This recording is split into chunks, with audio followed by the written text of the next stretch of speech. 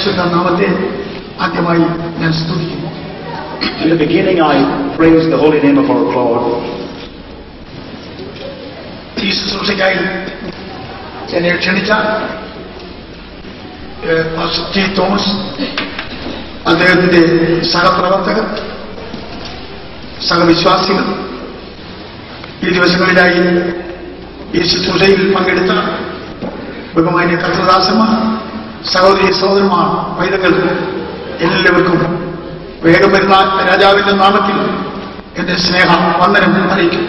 I also extend my greetings, Christian greetings to Pastor T. Thomas, his co-workers, brothers, sisters, children, and all of you who came to attend the meetings these days in the name of our Lord and Savior Jesus Christ. ദൈവിക സത്യത്തിൽ നിന്ന് വളരെ ദൂരസ്ഥനായി ജനിച്ച എന്നെ ഈ സത്യത്തിന്റെ ഒരു പ്രഘോഷകനായി ദൈവം അതേ വിളിച്ചതിൽ ഞാൻ അത്ഭുതപ്പെടുകയും ദൈവത്തെ സ്തുതിക്കുകയും ചെയ്തു. I wonder, marvel, and I praise God that He chose me, a person who was far away from the true word, to come and preach the true word. കഴിഞ്ഞ 2 രാത്രികളിൽ നമുക്ക് ഒരുമിച്ച് കർത്താവിന്റെ സന്നിധിയിൽ അതേ സന്തോഷിപ്പാൻ അവിടുന്ന് ഇടയാക്കി. He enabled us to rejoice in His presence the past 2 days. നമ്മുടെ ഈ പ്രാവശ്യത്തെ ഈ സമ്മേളനം അവസാനിക്കുന്ന ഈ സമയത്തും കർത്താവേ, നീ വാസ്തവമായി ഞങ്ങളുടെ നടുവിൽ എഴുന്നള്ളി ഞങ്ങളെ അനുഗ്രഹിക്കണമേ എന്ന് നമുക്ക് പ്രാർത്ഥിക്കാം. Let us pray tonight to God, He who blessed us the past 2 nights, that even tonight His presence will come down and bless us. വചനം എന്ന പേരുള്ള നമ്മുടെ കർത്താവ് ആളത്വമായി വെളിപ്പെടുന്നത് വരെ അവനെ ധ്യാനിപ്പാൻ, അവനെ അനുഭവിപ്പാൻ ദൈവം നമുക്ക് തന്നിരിക്കുന്നതായ മാധ്യമമാണ് ദൈവവചനം. Our God, who is the Word, until the day He appears for real, we have the Word of God that we can share and proclaim. പൗലോസ് തിമോഥെയോസിനോട് പറയുമ്പോൾ മറ്റൊന്നും ആവശ്യപ്പെടുന്നില്ല, മകനെ തിമോഥെയോസേ വചനം പ്രസംഗിക്കാം. When Paul writes the letter to Timothy, he says, Timothy, preach the word. അതിന് പകരം വയ്ക്കുവാൻ വേറെ ഒന്നുമില്ല. There is nothing that he can substitute for the preaching of the word. ഒരു അത്ഭുതവും അടയാളവും അതിന് പകരം നിൽക്കുകയില്ല. There is no miracle and wonder that can substitute the word. സൂര്യൻ ഉദിക്കുമ്പോൾ എത്ര പഴകിയ അന്ധകാരവും മാഞ്ഞു പോകുന്നത് പോലെ ദൈവത്തിന്റെ വചനം പ്രകാശിക്കുമ്പോൾ എല്ലാ അനുഗ്രഹങ്ങളും അവിടെ ഉണ്ടാകുന്നു. As the sun rises, every darkness is removed. In the same way, when the word of God is preached, everything is clear. ഇന്ന് രാത്രിയിൽ അതെ ഞാൻ എന്താണ് നിങ്ങളോടുകൂടി ഷെയർ ചെയ്യേണ്ടതെന്ന് എന്റെ ഹൃദയത്തിൽ ഇങ്ങനെ ചിന്തിക്കുകയായിരുന്നു. I was thinking in my mind about what I need to share with you this evening. കർത്താവിന്റെ രണ്ടാമത്തെ വരവിനെ തൊട്ട് ചില ചിന്തകൾ അത് ഇവിടെ അവതരിപ്പിക്കുവാൻ ഞാൻ ആദ്യം ചിന്തിച്ചു. In the beginning, I thought I must share with you some thoughts concerning the second coming of Jesus Christ. അപ്പോൾ എന്റെ മനസ്സിൽ ഞാൻ ഇങ്ങനെ വിചാരിച്ചു. Then I thought in my mind, അത് ഇന്ന് രാത്രി ഒരു വിഷയമായി എടുത്ത് ഞാൻ പ്രസംഗിക്കില്ലെങ്കിൽ പോലും അത് ഏറ്റവും ആസന്നമായിരിക്കുകയാണ്. even though I do not preach to you about the coming of Jesus, it is an incident that is at hand. കർത്താവിന്റെ വരവ് സംഭവിക്കുകയില്ലെന്ന് പറയുന്ന ആളുകളുണ്ട്. There are a lot of people who believe and say that the Lord will not return. കർത്താവ് വന്നേച്ച് പോകട്ടെ എന്നുള്ള ഭാവത്തിൽ ജീവിക്കുന്ന ആളുകളുണ്ട്. There are some people who also have the attitude, let him come and go. എന്നാൽ അതിനെല്ലാം ചുട്ട മറുപടിയായിട്ട് ദൈവവചനത്തിൽ ഒരു ഭാഗമുണ്ട്. Good answer from the word of God for that. ഇനി എത്രയും അല്പകാലം കഴിഞ്ഞിട്ട് വരുവാനുള്ളവർ വരും, താമസിക്കും. Yet a little while, and he that should come will come, and it will not be delayed. നാം ഒരുങ്ങിയാലും ഇല്ലെങ്കിലും വരുവാനുള്ളവൻ വരും, താമസിക്കും. Whether we are prepared or not, he who should come will come. അതിനോട് ചേർന്ന് പറഞ്ഞിരിക്കുന്ന ഒരു വാക്യം, എന്റെ നീതിമാൻ വിശ്വാസത്താൽ ജീവിക്കും. There is a verse that follows it, the righteous shall live by faith. പിന്മാറി പോകുന്നുവെങ്കിൽ എന്റെ ഉള്ളത്തിൽ അവനിൽ പ്രസാദമില്ല. And if he withdraws, I will not be pleased with him. കർത്താവിന്റെ വരവ് തക്ക സമയത്ത് സംഭവിക്കും. The coming of our Lord will happen at the right time. ആ സമയത്ത് നമ്മൾ വിശ്വാസത്യാഗികളായിട്ടല്ല, വിശ്വാസത്തിൽ വീര്യമുള്ളവരായി നിൽക്കുവാൻ അതേ ഇടയാകട്ടെ എന്ന് പ്രാർത്ഥിക്കുന്നു. God wants us to be bold Christians waiting for his return. നിങ്ങളെയൊക്കെ കർത്താവ് ഈ അമേരിക്കയിലേക്ക് അയച്ചിരിക്കുന്നത് തിന്നു കുടിച്ച് അതേ അന്ത്യശ്വാസം വലിക്കാനായിട്ട് ആണെന്ന് ഒട്ടും വിശ്വസിക്കാത്ത ഒരു മനുഷ്യനാണ് ഞാൻ. I am a man that does not believe that God sent you to the United States of America that you might eat, drink and be merry. കർത്താവ് നിങ്ങളെ അയച്ചത് ഈ പ്രദേശത്തിന് നിങ്ങളുടെ സാക്ഷ്യത്താൽ, നിങ്ങളുടെ ശുശ്രൂഷയാൽ കർത്താവിനെ നൽകുന്നതിന് വേണ്ടിയാണ്. God has sent you into this land that you might be a testimony and that you might minister through the word of God. ചില ആളുകൾക്ക് എങ്ങനെയോ ഒരു തെറ്റിദ്ധാരണ അവരുടെ ഉള്ളിൽ കടന്നിട്ടുണ്ട്, ആത്മീയ മുഴുവൻ അമേരിക്കയിൽ നിന്നാണ് വേണ്ടത്. Some people have a misunderstanding that every spirituality must originate from America. അത് ഒട്ടും വിശ്വസിക്കാത്ത കുറച്ചുപേരുടെ കൂട്ടത്തിൽ ഒരുത്തനാണ് ഞാൻ. And I am one of those people who do not give any credibility to that or believe it. നാം അമേരിക്കയ്ക്ക് കർത്താവിനെ നൽകുവാൻ വേണ്ടി നിയമിക്കപ്പെട്ടവരാണ്. We are people appointed by God to give unto America our Lord. ലോകത്തിന്റെ പല ഭാഗങ്ങളിൽ നടക്കുന്ന മിഷണറി പ്രവർത്തനങ്ങൾക്ക് അമേരിക്കയിൽ നിന്ന് അത് സഹായങ്ങളൊക്കെ കിട്ടുന്നുണ്ട് എന്നുള്ളത് ഞാൻ മനസ്സിലാക്കുന്നു. I understand that many missionary activities around the world are supported and originate from the United States of America. എന്നാൽ ക്രിസ്തുവിനെയും സുവിശേഷത്തെയും ഇവിടെ നിന്നാണ് അത് വിതരണം ചെയ്യുന്നതെന്ന് ഞാൻ വിശ്വസിക്കുന്നില്ല. But I do not believe that Christ and the gospel are being distributed from America. ഞാനിവിടെ ആയിരുന്ന ദിവസങ്ങളിൽ പല കുഞ്ഞുങ്ങളോട്, പെൺകുട്ടികളോടും ആൺകുട്ടികളോടും ഒക്കെ ഞാൻ ഇങ്ങനെ വ്യക്തിപരമായ സംസാരിച്ച കൂട്ടത്തിൽ ഞാൻ അവരോട് ഇങ്ങനെ പറഞ്ഞു, സ്നേഹത്തോടെ ഇങ്ങനെ പറഞ്ഞു, ഒരു പിതാവിനെ പോലെ ഞാൻ അവരോട് ഇങ്ങനെ പറഞ്ഞു, നിങ്ങൾ ഒരിക്കലും സഹായം ചെയ്യുന്നതെല്ലാം ചെയ്യാതിരിക്കാൻ പ്രത്യേകം ശ്രദ്ധിക്കണമെന്ന് പറഞ്ഞു. While I was traveling through the country, I met many young men and women, many young boys and girls, and when I was talking to them and having a conversation, I told them, you should not accept and follow after everything that you find in this country. Praise the Lord. Praise the Lord. നമ്മൾ കർത്താവ് ചെയ്യുന്നത് പോലെ ചെയ്യാനായിട്ട് വിളിക്കപ്പെട്ട ആളുകളാണ്. We are people who are called to do what the Lord has done. ഈ ലോകത്തിൽ പല രാജ്യങ്ങൾക്ക് അതിൻ്റെതായിട്ടുള്ള പൗരത്വമുണ്ട്. In this world, every country has its own citizenship. എന്നാൽ പൗരസഭക്കാരൻ വിശ്വാസികളെ വിളിച്ചിരിക്കുന്നത് സ്വർഗീയ പൗരന്മാരെ എന്നാണ്. But Paul the Apostle has called believers as heavenly citizens. നമ്മൾ ഈ ലോകത്തിലെ ഒരു പൗരത്വത്തിനും അടിമകളല്ല. We are not slaves to any of the citizenship of this world. താൽക്കാലിക ജീവിതത്തിന് വേണ്ടി അതൊക്കെ നമ്മൾ അംഗീകരിക്കുന്നതേ ഉള്ളൂ. For our temporary life on this earth, we accept citizenships of different ഞാൻ countries. വീണ്ടും പൗലോസിനെ ഒന്ന് ഓർക്കുന്നു. I remember Paul again. പൗലോസിന് കുടുംബവശാൽ റോമൻ പൗരത്വം ഉണ്ടായിരുന്നു. Paul by birth was a Roman citizen. എന്നാൽ റോമൻ ചക്രവർത്തി ഒരിക്കൽ തന്നോട് നേരിട്ട് സംസാരിച്ചപ്പോൾ താൻ പിടിച്ചിരിക്കുന്ന വിശ്വാസത്തെ ത്യജിക്കുവാൻ തന്നോട് ആവശ്യപ്പെട്ടതായി ഞാൻ മനസ്സിലാക്കുന്നു. And I understand that when the emperor of Rome spoke to him directly, he asked him to give up the citizenship. രണ്ട് പൗരത്വമാണ് അപ്പോൾ പൗലോസിന്റെ മുമ്പിൽ നിൽക്കുന്നത്. He had two kinds of citizenships at that time. ഒന്ന് സ്വർഗീയ പൗരത്വം, മറ്റൊന്ന് റോമൻ പൗരത്വം. He had the heavenly citizenship and also Roman citizenship. സ്വർഗീയ പൗരത്വത്തെ താൻ ഏറ്റവും വിലമതിച്ചതുകൊണ്ട് റോമൻ പൗരത്വത്തെ താൻ നിരാകരിച്ചു. His citizenship was more important. He did not pay attention and he gave up his Roman Yeshu citizenship. ക്രിസ്തുവിനെ സകലത്തിന് സകലമായി താൻ സ്വീകരിച്ചതുകൊണ്ട് റോമാ ചക്രവർത്തിയെ താൻ തള്ളി. Because he had accepted Jesus Christ as everything in his life, he rejected the Roman emperor. അതിന്റെ ഫലമായി താൻ റോമയിൽ വെച്ച് രക്തസാക്ഷിയായി മരിച്ചു. As a result of that, he had to die as a martyr in Rome. Praise the Lord. Praise the Lord. അങ്ങനെയുള്ള വിശുദ്ധന്മാരുടെ പാതകളെയാണ് നമ്മൾ പിൻപറ്റുന്നത്. The footsteps of such saints are the footsteps that we must follow. ഇന്ന് ക്രിസ്തീയ ജീവിതം എന്ന് പറയുന്നത് ഒരുമാതിരി ഒരു സുഖത്തിന്റെ വഴിത്താര പോലെ പലർക്കും അയച്ചു നിന്നിരിക്കുകയാണ്. Today Christian life has become a life of pleasure and happiness. പണം കൊണ്ട് മാത്രം ക്രിസ്തീയ പേര് നടക്കുകയില്ലെന്ന് വിശ്വസിക്കുന്നവരാണ് ഞാൻ. And I am one that believes that just with money alone you cannot do the gospel work. അതിന്റെ ഏറ്റവും പുറകിൽ ആത്മാർത്ഥതയും സത്യസന്ധതയും ജീവിത വിശുദ്ധിയും ഉണ്ടായിരിക്കണമെന്ന് വാദിക്കുന്ന ആളാണ് ഞാൻ. And I am one that argues that behind money there must be loyalty, honesty and prayer. One more. ഞാൻ ഈ സഭയെ കുറിച്ചുള്ള തിയോളജി അല്പം പഠിച്ചതിനാണ്. I have learned a little bit of the theology concerning churches. ഞാൻ അതിനെക്കുറിച്ച് ഇങ്ങനെയാണ് പറയുന്നത്. കർത്താവ് ഒരു വലിയ സഭയെ ചേർക്കാനല്ല വരുന്നത്, ഒരു നല്ല സഭയെ ചേർക്കാൻ. I talk about it and say that our Lord is not coming back to gather a large church, but He's coming to take a good church, the true church. Praise the Lord. Praise the Lord. അതുകൊണ്ട് എങ്ങനെയെങ്കിലും എണ്ണം വർദ്ധിപ്പിക്കുകയോ അത് പ്രവർത്തനങ്ങളുടെ ബാഹുല്യം ഉണ്ടാക്കുകയോ ചെയ്യുന്നതിലല്ല നമ്മൾ ശ്രദ്ധിക്കേണ്ടത്. We must not pay attention therefore to increasing the numbers in our church or increasing the programs. കർത്താവ് പ്രസാദിക്കുന്നത് എന്താണോ അത് ചെയ്തെടുക്കാനാണ് നമ്മൾ പ്രത്യേകം ഈ നാളുകളിൽ അത് മനസ്സിലാക്കേണ്ടത്.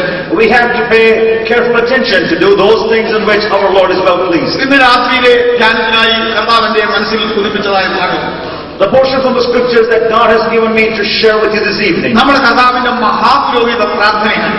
It is about the prayer that he did as a high priest. കർത്താവ് ഗെത്സമനാ തോട്ടത്തിലേക്ക് പോകുന്നതിന് മുമ്പായിട്ട് മർക്കോസിന്റെ മാളികയിലെ ശുശ്രൂഷയെല്ലാം തികച്ച ശേഷം വിട പറയുന്നതായ സമയത്ത് ചെയ്ത പ്രാർത്ഥനയാണ്. The prayer that he had in the Garden of Gethsemane is the prayer that I would like to bring before you this evening. യോഹന്നാൻ സുവിശേഷം 17-ാം അധ്യായം മുഴുവൻ ഒറ്റ പ്രാർത്ഥനയാണ്. The Gospel of John chapter 17 is his entire prayer that he prayed. ഞാൻ എന്റെ ആയുസ്സിൽ ഇതുപോലെ ആത്മാർത്ഥതയുള്ള വേറെ ഒരു പ്രാർത്ഥന കേട്ടിട്ടില്ല. I have never in my entire life heard another sincere prayer like that of the one that Jesus prayed. Praise the Lord. Praise the Lord. അതിന്റെ ഒന്നാമത്തെ വാക്യം മാത്രം ഒന്ന് വായിക്കുവാൻ ഞാൻ ആവശ്യപ്പെട്ടു. I would request you to just read the first verse. After Jesus said this, he looked toward heaven and prayed, Father, the time has come. Glorify your Son, that your Son may glorify you. Yes. എല്ലാവരും പ്രാർത്ഥനയോടെ ഇരിക്കുക. Let us all be seated with prayer. കർത്താവിനെ ഒരു പ്രാവശ്യം നമ്മൾ സ്തുതിക്കുവാൻ. Let us praise God once again. Hallelujah. Hallelujah. Praise the Lord. Thank you, Lord Jesus. നമ്മുടെ കർത്താവ് അപ്പം കൊണ്ട് തന്നെ കുറഞ്ഞ പക്ഷം 2 അത്ഭുതങ്ങൾ നടത്തിയതായി സുവിശേഷന്മാർ പറയുന്നുണ്ട്. The gospel writers say that there are at least 2 miracles that our Lord did with bread. 5 അപ്പം കൊണ്ട് 5000 പേര്. With 5 loaves of bread, he fed 5,000 people. വാസ്തവത്തില് 5000 പേരെ അല്ല, 5000 പുരുഷന്മാരെ എന്നാണ് കണക്ക്. It's truly not 5,000, but the Bible says 5,000 men. അതേപോലെ ഒരു വ്യാഖ്യാനം ഒരിക്കൽ എഴുതിയത് ഇങ്ങനെയാണ്. There is one interpreter who interpreted it and said, ഈ ആത്മീയ ശുശ്രൂഷകർക്കൊക്കെ സാധാരണയായി സഹോദരിമാരാണ് കൂടുതൽ വരാറുള്ളത്. Normally, more women attend spiritual programs and events. അതുകൊണ്ട് 5000 പുരുഷന്മാർ വന്ന സാഹചര്യത്തിൽ സുവിശേഷകനെന്ന് വലിയ സന്തോഷമായിട്ട് തോന്നിയിട്ട് അവരുടെ എണ്ണം അങ്ങ് പറയുകയാണ് ചെയ്തത്. സ്ത്രീകളെയും കുഞ്ഞുങ്ങളെയും കൂടാതെ 5000 പുരുഷന്മാരും. In other words, the man who wrote this was so rejoiced and happy, therefore he decided to just mention the number of men that were there, 5,000 of those. അന്ന് അപ്പമൊക്കെ തിന്ന് വയറൊക്കെ പെരുപ്പിച്ചതായ ആളുകളുണ്ടല്ലോ, അവർക്ക് കർത്താവിനെ അന്ന് തന്നെ പിടിച്ച് രാജാവാക്കിയാൽ കൊള്ളാമെന്ന ഒരു താല്പര്യമുണ്ട്. And those people who ate of the bread that Jesus had provided and who were filled wanted to make him a king the very day. But Jesus escaped from that and went away. പിന്നെ 7 അപ്പം കൊണ്ട് 4000 പേരെ പോഷിപ്പിച്ചതായ ഒരു ഭാഗവും പറയുന്നുണ്ട്. There's another portion of the Bible where he fed 7,000 people. എത്ര ആയിരങ്ങളെ കർത്താവ് തീറ്റി പോറ്റിയെന്ന് ഞാൻ ഓർക്കുകയാണ്. And I remember how many people our Lord has fed. എന്നാൽ അതിന്റെ ഒന്നും നന്ദി ഈ ജനത്തിന് ഉള്ളതായിട്ട് ഇതിനെ കാണുന്നില്ല. But we do not find these people as grateful people for all that he had done. ഈ ലോകത്തിൽ അറിയപ്പെട്ട ശ്രേഷ്ഠനായ സുവിശേഷകനായിരിക്കുന്ന സ്പർജൻ എന്ന് പറയുന്ന അദ്ദേഹം, Spurgeon, the most renowned preacher, അദ്ദേഹം രസകരമായ ഒരു ആശയം പറഞ്ഞിട്ടുണ്ട്. he has made a very humorous illustration. മുമ്പേ ലാസറിനെ ഉയർത്തുന്നതിനെ കുറിച്ച് വളരെ കൃത്യമായ ഒരു പാട്ട് നമ്മൾ കേട്ടല്ലോ. We heard a very touching song about the resurrection of Lazarus. ലാസറിനെ ഉയർപ്പിച്ച് കഴിഞ്ഞപ്പോൾ മാറ മാറ്റി കർത്താവിനെ അത് ബഹുമാനിക്കാനായിട്ട് ബഹുപുരുഷാരം തയ്യാറായി. The multitudes were ready to go ahead and honor Jesus Christ after he performed the miracle of the resurrection of Lazarus. അതുവരെ അത് അവരുടെ മനസ്സിൽ ഇങ്ങനെ തടഞ്ഞിരുന്നതായിട്ടുള്ള വികാരങ്ങളെല്ലാം ചെറുപൊട്ടി ഒഴുകാൻ തുടങ്ങി. All the emotions that were contained in their hearts started to burst out and flow at that time. പരീശന്മാരും മറ്റും കർത്താവ് സഞ്ചരിക്കുന്ന കഴുതയ്ക്ക് നടക്കാൻ അവരുടെ പുറകുപ്പായം വഴിയിൽ വിരിച്ചു കൊടുക്കണമെങ്കിൽ കർത്താവിന് വേണ്ടി എത്രമാത്രം അവരുടെ മനസ്സിൽ തുറന്നു കാണുമെന്ന് നിങ്ങൾ ചിന്തിക്കണം. Even if the Pharisees were willing to take out their garments and lay it down so that the donkey on which our Lord was traveling might tread on it, you must understand how open they were to open up their hearts. അത് വലിയ ഘോഷയാത്രയാണ്. That was a great triumphant march. കൈകളെല്ലാം മേലോട്ട് ഉയർത്തിക്കൊണ്ട് 1000 ആളുകൾ ഇങ്ങനെ ഘോഷിക്കുകയാണ്. Thousands and thousands of people with raised arms were proclaiming Jesus and were glorifying him. ഹോശാന, വന്നവനും വരുന്നവനുമായത്, ഹോശാന ദാവീദിന്റെ പുത്രൻ, ഹോശാന ഉയരങ്ങളിൽ, ഹോശാന എന്നവര് വിളിച്ചു.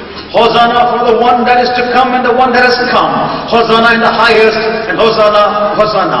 1000 കൈകൾ ഇങ്ങനെ മുകളിലോട്ട് പോയി. Thousands and thousands of hands were raised. സ്പർജന്റെ ഭാഷയിൽ ഞാൻ പറയാം. In the language of Spurgeon, അത് ഒരു ഞായറാഴ്ചയാണ് ഈ പരിപാടി നടന്നതെങ്കിൽ, if this happened on a Sunday, മറ്റേത് ഒരു വെള്ളിയാഴ്ചയാണെന്ന് ചിന്തിക്കുന്നതിൽ വലിയ തെറ്റില്ല. There's nothing wrong in thinking that the other incident happened on a Friday. ഒരു ഞായറാഴ്ച മുതൽ അടുത്ത വെള്ളിയാഴ്ച വരെ അത്ര അകലമൊന്നുമില്ല. It's not too far away from one Sunday to the next Friday. ആ വെള്ളിയാഴ്ച ഒരു ഘോഷയാത്ര നടന്നതാണ്. And on the Friday you find another triumphant march. ആയിരക്കണക്കിനാണ്. Thousands of people again. കൈകളെല്ലാം ഉയർന്നുണ്ട്. All their hands are raised. വലിയ ഘോഷയാത്രയാണ്. It's another great march. മുദ്രാവാക്യങ്ങളുമുണ്ട്. And they're also having slogans that they're proclaiming. ആദ്യത്തെ ഘോഷയാത്രയുടെ കേന്ദ്രബിന്ദുവായിരുന്ന ആൾ തന്നെയാണ് ഈ ഘോഷയാത്രയുടെ നടുവിൽ. The man who was the focal point of the first march is also the focal point of this march. ദാവീദ് പുത്രൻ ഹോശന്നാ എന്ന് വിളിച്ച ആളുകൾ തന്നെയാണ് ഇപ്പോഴും വിളിക്കുന്നത്. The same people who proclaimed in a loud voice, Hosanna to the Son of David, are the same ones yelling out and shouting this പക്ഷേ time. മുദ്രാവാക്യത്തിന് വ്യത്യാസമുണ്ട്. But there is a difference to the slogans that they were proclaiming. അവനെ ക്രൂശിക്കാമെന്നാണ്. And now they said, crucify him, crucify അവനെ him. ക്രൂശിക്കാമെന്നാണ്. And again said, crucify him. സ്പർജന്റെ ഭാവന ഏറ്റവും രസകരമാണ്. And it's very humorous the way Spurgeon has thought about it. Spurgeon പറയുന്നത് ദാവീദ് പുത്രൻ ഹോശന്നാ എന്ന് പറഞ്ഞ് കൈ പൊക്കിയ ഇതേ മനുഷ്യൻ തന്നെയാണ് അവനെ ക്രൂശിക്കുക എന്ന് പറഞ്ഞ് ആർക്കും വിളിച്ചതാണ്.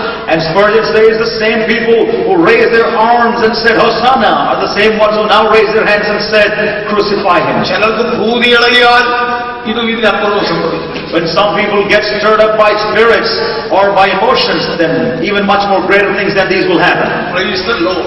ദൈവത്തിന് സ്തോത്രം. Glory to God. ഞാൻ മറ്റൊരു കാര്യം പറയാനാണ് ചിന്തിക്കുന്നത്. And I'm actually going to share with you another thought. 5000 പുരുഷന്മാര് അപ്പം തിന്നു, 4000 പേര് തിന്നു, ആയിരക്കണക്കിന് ആളുകൾ കർത്താവിന്റെ വാങ്ങിച്ചു തിന്നു. 5,000 people in one instance, 4,000 in another instance had eaten from the bread that God had given, and that the Lord had given. താൻ ഗെത്സേമന തോട്ടത്തിലേക്ക് പോകുന്നതിന് മുമ്പായിട്ട് സന്ധ്യാസമയത്ത് മർക്കോസിന്റെ മാളികയിൽ ഒരു ചെറിയ ശുശ്രൂഷ നടന്നു. But the evening before he had gone to the Garden of Gethsemane, in the house of Mark, he had a small incident. അവിടെയും അപ്പമൊക്കെ എല്ലാവരും കഴിക്കുന്നുണ്ട്. Even there were many people eating of bread. പക്ഷേ ആളുകൾ കുറവാണ്. But there were very few people. ആദ്യം കഴിച്ചുകൊണ്ടിരിക്കുമ്പോൾ ഒരു 12 പേരുണ്ടായിരുന്നു. In the beginning, when they started to eat, there were 12 people. ആദ്യത്തെ ശാപാടെല്ലാം കഴിയാൻ പോയി. The first time of eating was over. ആദ്യത്തെ വിരുന്നിന്റെ അവസാനത്തെ അപ്പകഷണം ശേഷിക്കുന്നത് എടുത്ത് യേശു ഒരു വായിലോട്ട് കൊടുത്തു. The last piece of bread that was remaining from the first feast, the Lord took and he gave it to a man. അവനത് വാങ്ങിച്ചുകൊണ്ട് ഇരുട്ടിലേക്ക് പോകുന്ന കാഴ്ചയാണ് നമ്മൾ കാണുന്നത്. And what you see is a picture where the man takes that and runs away into the dark. യൂദാസ്കറിയോത്ത കർത്തൃമേശ അനുഭവിച്ചെന്ന് നിഷ്കളങ്കമായി വിശ്വസിക്കുകയും അബദ്ധം പഠിപ്പിക്കുകയും ചെയ്യുന്ന ഒത്തിരി ആളുകളെ ഞാൻ കണ്ടിട്ടുണ്ട്. I have seen many people who teach a false teaching that Judas Iscariot took part in the Last Supper and that he was part of the communion in the Lord's Supper. പഴയ നിയമത്തിന്റെ അപ്പക്കഷണം അവസാനമായി ശേഷിക്കുന്ന ആ കർമാചാര പദ്ധതിയുടെ അവസാനത്തെ അപ്പക്കഷണം, ശാപത്തിന്റെ അപ്പക്കഷണം യൂദ വാങ്ങിച്ച് ഇറങ്ങിപ്പോയതിനു ശേഷമാണ് കർത്താവ് അപ്പം കൈകളിലെടുത്ത് പുതിയ നിയമത്തിന്റെ ശുശ്രൂഷ ആരംഭിച്ചത്. After the Lord had taken the last piece of bread and given it to Judas Iscariot, and after he had gone away from there, it is after that that the Lord took the bread in his hand and he blessed it and he broke it and gave it as the Last Supper. ഈ ശുശ്രൂഷയ്ക്ക് ഒരു പ്രത്യേകത. There's something unique about this ministry. ഇവിടെ ആള് കൂടി വരുന്നില്ല. There are not too many people gathered. 12 പേരുണ്ടായിരുന്നു തന്നെ ഈ ശുശ്രൂഷയുടെ സമയമായപ്പോഴത്തേക്ക് ഒന്നുകൂടെ കുറഞ്ഞിട്ട് 11. There were 12 people when he started this ministry, but by the time he actually started doing it, there were only 11 people. വേഷവിധാനത്തിന്റെ കാര്യത്തിലും ഇങ്ങനെയൊക്കെ തന്നെയാണ്. And it's the same way when you think about the way people appear and about the dresses. ഈ ശുശ്രൂഷയ്ക്ക് നേതൃത്വം കൊടുക്കുന്ന യേശു ആണെങ്കിൽ ഞാൻ ഇതുപോലെ ഒരു ഷർട്ട് ഇട്ടിട്ട് അതിന്റെ പുറത്തൊരു ഗൗണ്, ഒരു പുറക്കുപ്പായം കൂടെ ഇട്ടുകൊണ്ടാണ് ഈ ഹോളിലോട്ട് വന്നത്. And our Lord Jesus, when he came into this room, he had a shirt like me and possibly a gown over that. സാധാരണയായിട്ട് ശുശ്രൂഷകൾക്ക് വേണ്ടി കാർമികന്മാർ തയ്യാറാകുമ്പോൾ ധരിച്ചിരിക്കുന്നതിന്റെ പുറത്ത് ഒന്നുകൂടെ അല്ലെങ്കിൽ അതിന്റെ പുറത്ത് ഒന്നുകൂടെ ഇങ്ങനെ അടുക്കടുക്കായിട്ട് വസ്ത്രങ്ങൾ ധരിച്ചുകൊണ്ടാണ് അവർ ചെയ്യാനായിട്ട് തയ്യാറാകുന്നത്. And when spiritual people try to do such ceremonies or such sacraments, they have layers and layers of dresses that they wear. യേശു ഈ മഹാവലിയ ഈ ശുശ്രൂഷ ചെയ്ത് പ്രവേശിക്കുമ്പോൾ താൻ ഇട്ടിരുന്ന ആ ഡ്രസ്സിന്റെ ഒരു ഭാഗം ഊരി കളഞ്ഞിട്ട് ആ പുറകുപായം ഊരി മാറ്റി വെച്ചിട്ട് അത് ഒരു വസ്ത്രം മാത്രം ധരിച്ച് അത് ആ ശുശ്രൂഷ ചെയ്യാനായിട്ട് ശ്രമിക്കുകയാണ്. When Jesus Christ was was preparing to do this ministry, what he had done was that he had taken out his outer garment and then he had done the ministry. Praise the Lord. ആ പച്ചപ്പുല്ലിന്റെ പുറത്ത് 10,000-കണക്കിന് ആളുകൾ ഇരുന്ന് അപ്പം ഭക്ഷിച്ചിട്ട് പോയതായ ആ അനുഭവങ്ങളൊന്നും അല്ലിപ്പോൾ ഇവിടെ കാണുന്നു. It was not the same experience that you had when thousands of people had gathered together and eaten by sitting on the green pasture. വയറിന്റെ അപ്പം ഭക്ഷിച്ചവരെന്നാണ് ഞാൻ അവരെ കുറിച്ച് പറയുന്നത്. And I look at those people as people who ate food for their bellies or for their life. എന്നാൽ മർക്കോസിന്റെ മാളികയിൽ ഇപ്പോൾ വയറിന്റെ ഭക്ഷണം അല്ല യേശു വിളംബരമില്ലാതെ വിതരണം ചെയ്യുന്നത് ആത്മാവിന്റെ ഭക്ഷണമാണ്. But in the house of Mark, what happened was, it is not a physical food for your life, but it is spiritual food that Jesus gave. Yakobaya സഭയിൽ 7 വർഷം ഞാൻ പുരോഹിതനായിരുന്നു. For 7 years I was a priest in the Orthodox Church. അവിടെ ഇങ്ങനെ പെസഹ പെരുന്നാളിനുള്ള ബന്ധത്തിൽ ഇങ്ങനെ ഒരു ഗീതം ചൊല്ലാറുണ്ട്. And there is a song that they sing as a part of the Passover festival. യേശു പെസഹ സ്ഥാപിക്കാൻ പോകുന്ന സമയത്ത് യേശു ശിഷ്യന്മാരോട് പറഞ്ഞു, ഞാനൊരു പ്രത്യേക ശുശ്രൂഷയാണ് ഇവിടെ ചെയ്യാൻ പോകുന്നത്. ഇത് പൊതുജനങ്ങൾക്ക് വേണ്ടിയുള്ളതല്ല, ഇത് നിങ്ങൾക്ക് വേണ്ടിയുള്ള ഒരു പ്രത്യേക ശുശ്രൂഷയാണ് എന്നിങ്ങനെ അവർക്കത് ബോധ്യപ്പെടുത്തിക്കൊണ്ടാണ് താൻ ചെയ്തത്. Jesus Christ, before he performed the Passover, he told his disciples that this is not something that everybody should partake, but this is something exclusively for you. അതിനെക്കുറിച്ച് ഒരു ഗീതം തുടങ്ങുന്നത് തന്നെ ഇങ്ങനെയാണ്. There is a song that starts about it this way. രഹസ്യം രഹസ്യം ഉടയോനരുളി രഹസ്യം എനിക്കും എൻ വീട്ടുകാർക്കും. കർത്താവ് ഈ ശുശ്രൂഷ ഇപ്പോൾ നടത്തുന്നത് സ്വന്തം വീട്ടുകാർക്ക് വേണ്ടിയാണ്, മറ്റേതൊക്കെ നാട്ടുകാർക്ക് വേണ്ടി. Jesus performed his ministry for his own people, for his own family members, and everything else that he did were for the people of the land. നാട്ടുകാരെല്ലാം വീട്ടുകാരാണെന്ന് നിങ്ങൾ ആരും ധരിക്കരുത്. Do not ever misunderstand that all the people of the land are people of the home. കർത്താവ് നാട്ടുകാരെ ചേർക്കാനല്ല വരുന്നത്, തന്റെ ഭവനക്കാരെ ചേർക്കുവാനാണ്. Our Lord is not coming to gather the people who are in this world, but he is coming to gather the people who are in his house. വലിയ പുരുഷാരത്തിന്റെ മധ്യത്തിൽ മുന്നോട്ട് നീങ്ങ യേശു ഒടുവിൽ മർക്കോസിന്റെ മാളികയിലേക്ക് വരുമ്പോൾ പുരുഷാരത്തെ അവിടെ കാണുന്നില്ല. കൈവിരലിൽ കണക്ക് കൂട്ടാൻ കഴിയുന്ന അല്പജനമാണ് അവിടെ ഉള്ളത്. Our Lord Jesus, who advanced forward amongst great multitudes, now when he came into the house of Mark, all that he has are a handful of people. ഞങ്ങളെ കേൾക്കുന്ന പ്രിയപ്പെട്ട സഹോദരീ സഹോദരന്മാരെ, ഈ പറയുന്ന ഈ മാർഗികമായ ഈ വിഷയം നിങ്ങൾ ഗ്രഹിക്കണമെന്ന് ഞങ്ങൾ അപേക്ഷിക്കുന്നു. Dear brothers and sisters, beloved who listen to us, we hope and we desire that you understand the mystery of this message. ഇതിനെ ഒരു മർമ്മമെന്ന് വിളിക്കാൻ തന്നെ കാരണം എന്താണ്? Why do I call this a mystery? ഒന്നാമത്തെ കാരണം, the first reason, മശിഹായ്ക്ക് വേണ്ടി മാറ്റി വെച്ചിട്ടുള്ള അല്ലെങ്കിൽ മാറ്റി വെക്കാറുള്ള ഈ അപ്പം ഒരൊറ്റ യഹൂദ ആചാര്യനും എടുത്ത് മുറിച്ചിട്ടില്ല. അങ്ങനെ ഇരിക്കെ ഇതാ ഗുരു ചരിത്രത്തിൽ ആദ്യമായി അത് കൈകളിൽ എടുത്ത് മുറിക്കാൻ തുടങ്ങും. this bread that was set apart for none other than the Messiah to partake was not done by any other Jewish rabbi or anybody else before him, but he took it in his hand and created history by breaking the bread. അതവർക്കൊരു മർമ്മമായിട്ട് തോന്നി. That was a mystery to them. വേറൊരു മർമ്മം, another mystery. ഈ Jewish കൾച്ചറൊക്കെ പഠിച്ചാൽ അറിയാം, ലോകത്തിന്റെ ഒരു പൊതുരീതിയും അതാണ്. If you learn the Jewish culture and if you learn the way things are done in this world, ഒരു യജമാനന്റെ കാല് അടിമ കഴുകും, അടിമയുടെ കാല് ഒരിക്കലും യജമാനൻ കഴുകാറില്ല. the slave would always wash the feet of the master, but the master would never wash the feet of the slave. വലിയവരുടെ കാല് ചെറിയവർ കഴുകും, ചെറിയവരുടെ കാല് വലിയവർ കഴുകാറില്ല. Ordinary people or people who are lower will wash the feet of the people who are higher and above them, but it does not happen the other way around. ഞാൻ ഒരു കാര്യം പറയുമ്പോൾ നിങ്ങൾക്ക് പരിചയം പോലെ തോന്നരുത്. If I share with you something, do not take it lightly. ആ സമയത്ത് ഈ മർക്കോസിന്റെ മാളികയിൽ ഇരിക്കുന്ന ഈ ശിഷ്യന്മാരുണ്ടല്ലോ, അവരിൽ പലരും വാസ്തവത്തിൽ ആത്മീയ വളർച്ച പ്രാപിച്ചവരല്ലായിരുന്നു. The disciples who were with our Lord Jesus Christ in the house of Mark were not really people who were spiritually grown. ഞാൻ നിങ്ങളെ വിട്ടു പോവുകയാണ് എന്ന് യേശു കൂടെ ചെയ്യുന്ന പ്രസ്താവന അവരുടെ മനസ്സിലുണ്ട്. And they remembered how Jesus would constantly remind them that I'm going to leave you and I'm going to be gone. കുറഞ്ഞപക്ഷം പത്രോസുമൊക്കെ അത് നന്നായിട്ട് അതിനെക്കുറിച്ച് ഇങ്ങനെ ചിന്തിക്കുന്നുണ്ട്. At least Peter and people like him may have given it a lot of thought. ആ സമയത്ത് പത്രോസിന്റെയൊക്കെ മനസ്സിൽ കൂടെ പോകുന്ന ചിന്ത, ഗുരു പോവുകയാണെങ്കിൽ പിന്നെ അടുത്ത ഫസ്റ്റ് അസിസ്റ്റന്റ് ആരായിരിക്കും? എന്നുള്ള ചിന്തയാണ് തന്റെ മനസ്സിനെ ഇപ്പോൾ ഭരിക്കുന്നത്. Really is bothering Peter would be, after our master is gone, who would be the first assistant to take over after him? അത് വിശ്വാസം ഞാനാകാതെ പോകയില്ല. And Peter may have thought to himself, most probably I'll get the chance. ഗുരു ഇന്ന് അതിനെക്കുറിച്ച് എന്തെങ്കിലും ആധികാരികമായ ഒരു പ്രഖ്യാപനം ചെയ്യാനുള്ള സാധ്യതയുണ്ട്. There is a good possibility that he might make a declaration or a proclamation about it today with authority. ഈ കാര്യങ്ങളെല്ലാം അവനിങ്ങനെ ചിന്തിച്ച് ഒരു അർത്ഥബോധാവസ്ഥയിൽ അവന് കണ്ണുകൾ പോലും അടച്ച് അവനിങ്ങനെ ഇരിക്കുകയായിരുന്നു ഞാൻ ചിന്തിക്കുന്നു. And I'm just thinking that he must have been anxious with his eyes closed, thinking about all these things that might happen. അടുത്തത് എന്റെ ഒരു ഭാവനയാണ്. And the next is an imagination of mine. അങ്ങനെ ഒരു അര ഉറക്കത്തിൽ എന്ന പോലെ ഇരിക്കുമ്പോഴാണ് കാലിൽ ഒരു തണുപ്പ് പോലെ തോന്നിയത്. When he was half asleep, he felt a little cool in his leg. ഇതെന്താണെന്ന് അറിയാനായിട്ട് ഞാൻ കണ്ണുകൾ നോക്കിയപ്പോൾ വേറൊരു മിസ്റ്ററി, ഇതുവരെ തന്നെ മഞ്ചു കൂടെ കടന്നു പോയിട്ടില്ലാത്ത ഒരു രഹസ്യമാണ് ഞാൻ കാണുന്നത്. He opened his eyes to see what's going on, and he saw something, a mystery that he had never seen before. തങ്ങളുടെ കർത്താവും ഗുരുവുമായിരിക്കുന്നവൻ താണിരുന്ന് ശുശ്രൂഷയുടെ വസ്ത്രം ധരിച്ച് തന്റെ കാല് കഴുകുന്നു. What he saw was his master and his Lord sitting at his feet and putting on the garment of ministry and washing his feet. Peter exploded. And this is how he said, Master, do not wash my feet ever.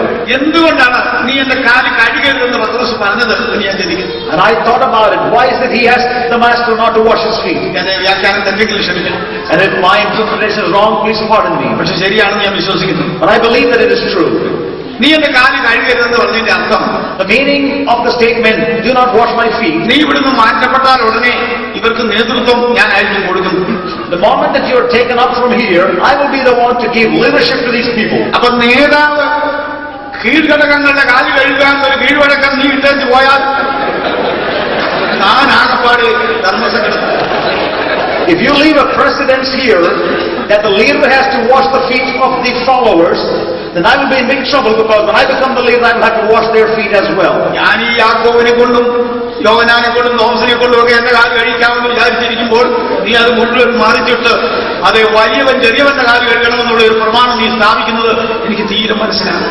When I'm expecting that these people, John and Thomas and everybody else will have to come and wash my feet, you are setting a wrong precedence, and then it will be difficult for me to wash their feet. കർത്താവ് വളരെ ശാന്തനാണെങ്കിലും സത്യത്തിന്റെ ഭാഷയിൽ ഒരു 1000 inch വിട്ടുകൊടുക്കുന്ന ആളല്ല.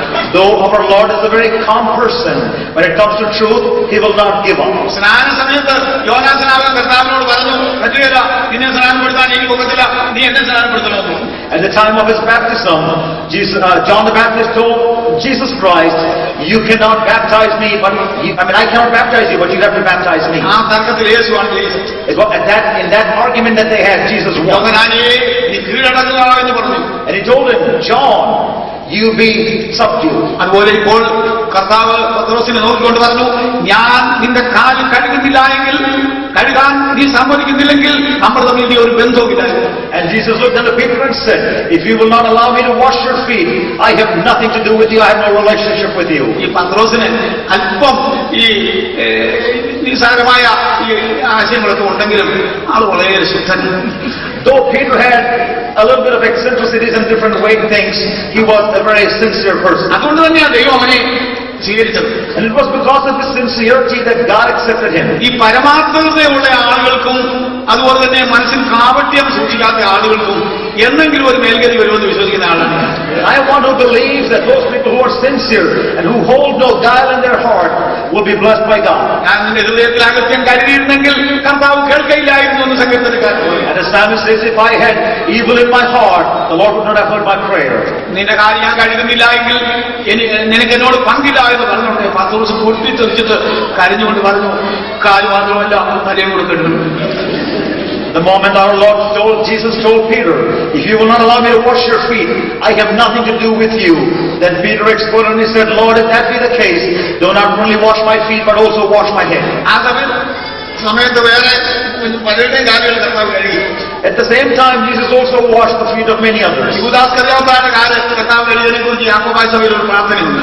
There is a prayer in the Orthodox Church about how Jesus Christ also washed the feet of Judas Iscariot. അതിങ്ങനെയാണ്. And this is how the prayer goes. കർത്താവേ, നിന്നെ ഒറ്റിക്കൊടുത്തവനായ യൂദായുടെ കാലുകളെ നീ കഴുകിയത് എത്രയോ വലിയ സ്നേഹമാകുന്നു. നീ അവന്റെ കാലുകളെ കഴുകിയെങ്കിലും അവന്റെ ഹൃദയത്തെ കഴുകുവാൻ നിനക്ക് കഴിഞ്ഞില്ല. ഇങ്ങനെയാണ്. And the prayer goes like this. It says, Lord, though you displayed great love by washing the feet of Judas Iscariot, the man who betrayed you, but you did not have enough kindness to clean his heart. Praise the Lord. യൂദായുടെ കാല് കഴുകിയത് യൂദാ അറിഞ്ഞു കാണുകയെന്ന് വാദിക്കുന്ന ഒരുത്തനാണ് ഞാൻ. And I am one who believes that Judas Iscariot may not have even known that our Master, that our Lord had washed his feet. കർത്താവ് അവന്റെ കാല് കഴുകുമ്പോൾ അവൻ വേറൊരു ലോകത്തിലായിരുന്നു. When our Lord washed his feet, he was not in the physical realm, he was in another world. ഒന്നുകൂടെ ഒന്ന് ബാധ്യം ചെയ്തിരുന്നെങ്കിൽ 35 കൊണ്ട് നിർത്താമായിരുന്നു എന്നുള്ളതാണ് അവന് പറ്റിയിരുന്നത്. He was probably thinking in his mind, if I had bargained a little bit more, I probably could have sold Jesus for 35 pieces of silver. Praise the Lord. Praise the Lord. ഏതായാലും നാട്ടുകാർക്ക് വേണ്ടിയുള്ള ശുശ്രൂഷയെല്ലാം കഴിഞ്ഞതിന് ശേഷം തന്റെ ഭവനക്കാർക്ക് വേണ്ടിയുള്ള ശുശ്രൂഷയാണ് ഇവിടെ നടക്കുന്നത്. After the ministry to the people of the land was over, he started a ministry to his household. പോകാനുള്ളവരും ഇവിടെ പോയി കഴിയുമ്പോഴാണ് യേശു ഈ ശുശ്രൂഷയ്ക്ക് വേണ്ടി ആരംഭിച്ചത്.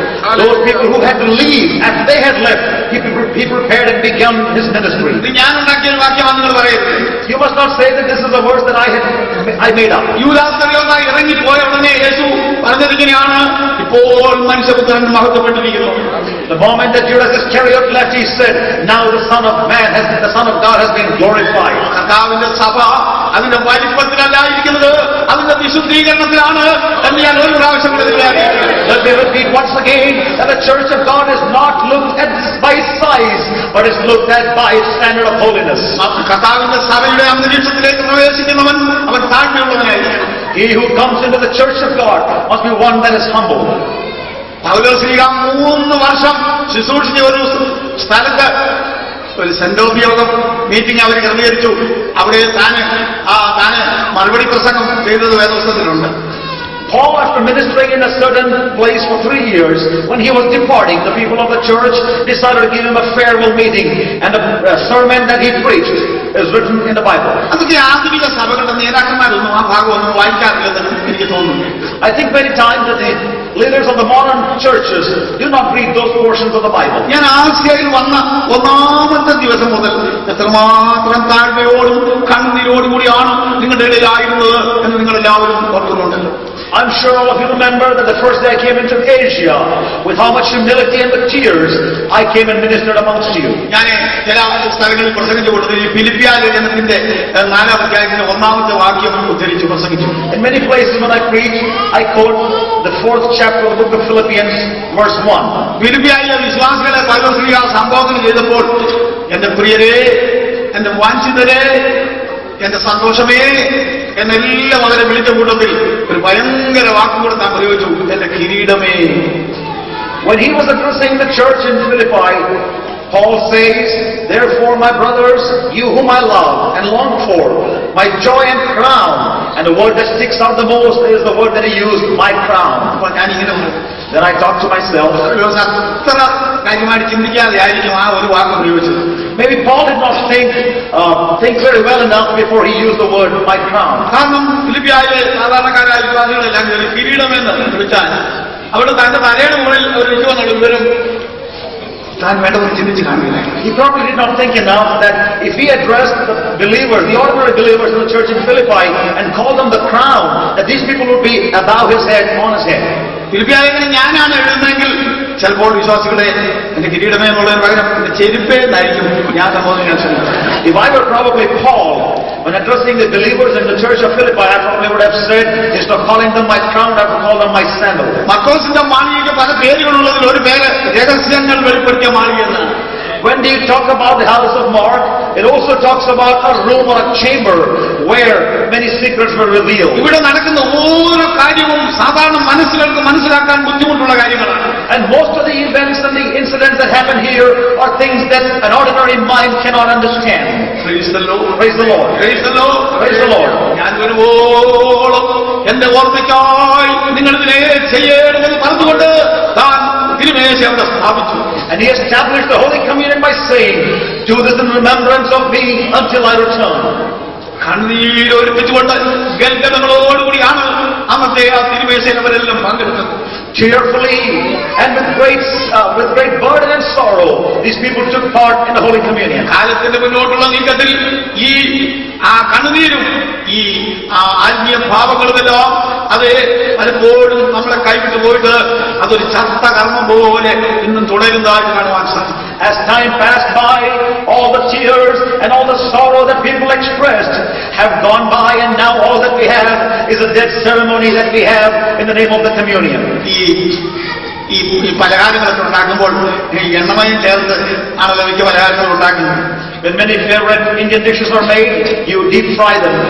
ഞാൻ അതിനെക്കുറിച്ച് പറയുന്നത്, and I talk about those deep fried things. ഈ കുക്കിങ്ങിനെ കുറിച്ചൊന്നും അങ്ങനെ വലിയ പരിചയമൊന്നുമില്ല. I'm not very well versed with cooking.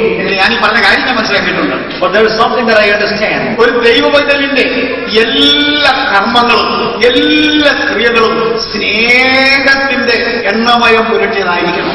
Every action and every work of a believer must be smeared with oil. ഈ 1 Corinthians 13 അധ്യായത്തെ വ്യാഖ്യാനിക്കുന്നത് ഞാൻ കേട്ടിട്ടുണ്ട്. I've heard some people interpret the book of 1 Corinthians chapter 13. അത് പറയുന്നത്, and this is how they say, ഭാഷാപരം തെറ്റാണ്, that the interpretation of gifts is wrong, പ്രവചനം തെറ്റാണ്, that the gift of prophecy is wrong, ത്യാഗം തെറ്റാണ്, abstinence is wrong. അങ്ങനെ ഇതൊന്നും തെറ്റാണെന്ന് പറയുന്നവരെ കണ്ടിട്ടുണ്ട്. There are many people who say that all these things are wrong. പൗലോസ് പറയുന്നത് ഇതൊന്നും തെറ്റല്ല ആണെന്നല്ല, ഇതെല്ലാം നല്ലതാണ്, പക്ഷെ സ്നേഹമില്ലെങ്കിൽ ഒരു പ്രയോജനമില്ല. Paul says that all these things are good, but all these things are useless if there is no love. അങ്ങനെയാണെങ്കിൽ ഞാൻ പറയുന്നത്, രക്ഷിക്കപ്പെടുന്നത് സ്നേഹത്തോടുകൂടി ആയിരിക്കണം, സ്നാനപ്പെടുന്നത് സ്നേഹത്തോടുകൂടി ആയിരിക്കണം, കർത്തൃമേധ സ്നാനത്തോടുകൂടി ആയിരിക്കണം, കൺവെൻഷൻ സ്നേഹത്തോടുകൂടി ആയിരിക്കണം, എല്ലാം ദൈവ സ്നേഹത്തിന്റെ എണ്ണമയം പുരട്ടിയതായിരിക്കണം. If that is true, then I believe that your repentance, your salvation, your baptism, your communion, your fellowship, and your convention, and everything must be in love, smeared by love. ദൈവത്തിന്റെ ഏറ്റവും ഒടുവിലത്തെ വെളിപ്പാടാണ് സ്നേഹം എന്നുള്ളത്. The final revelation of God is love. ഇനി സ്നേഹത്തിനപ്പുറത്ത് വേറൊരു വെളിപ്പാട് ഉണ്ടാകാൻ പോകുന്നില്ല. There will not be another revelation after the revelation of love. Praise the Lord. Praise the Lord. അങ്ങനെ മാർമിക വിഷയങ്ങളെല്ലാം ഉള്ളടക്കം ചെയ്തിരിക്കുന്ന ഒരു സ്ഥലമാണ് പർക്കോസിന്റെ മാളിക.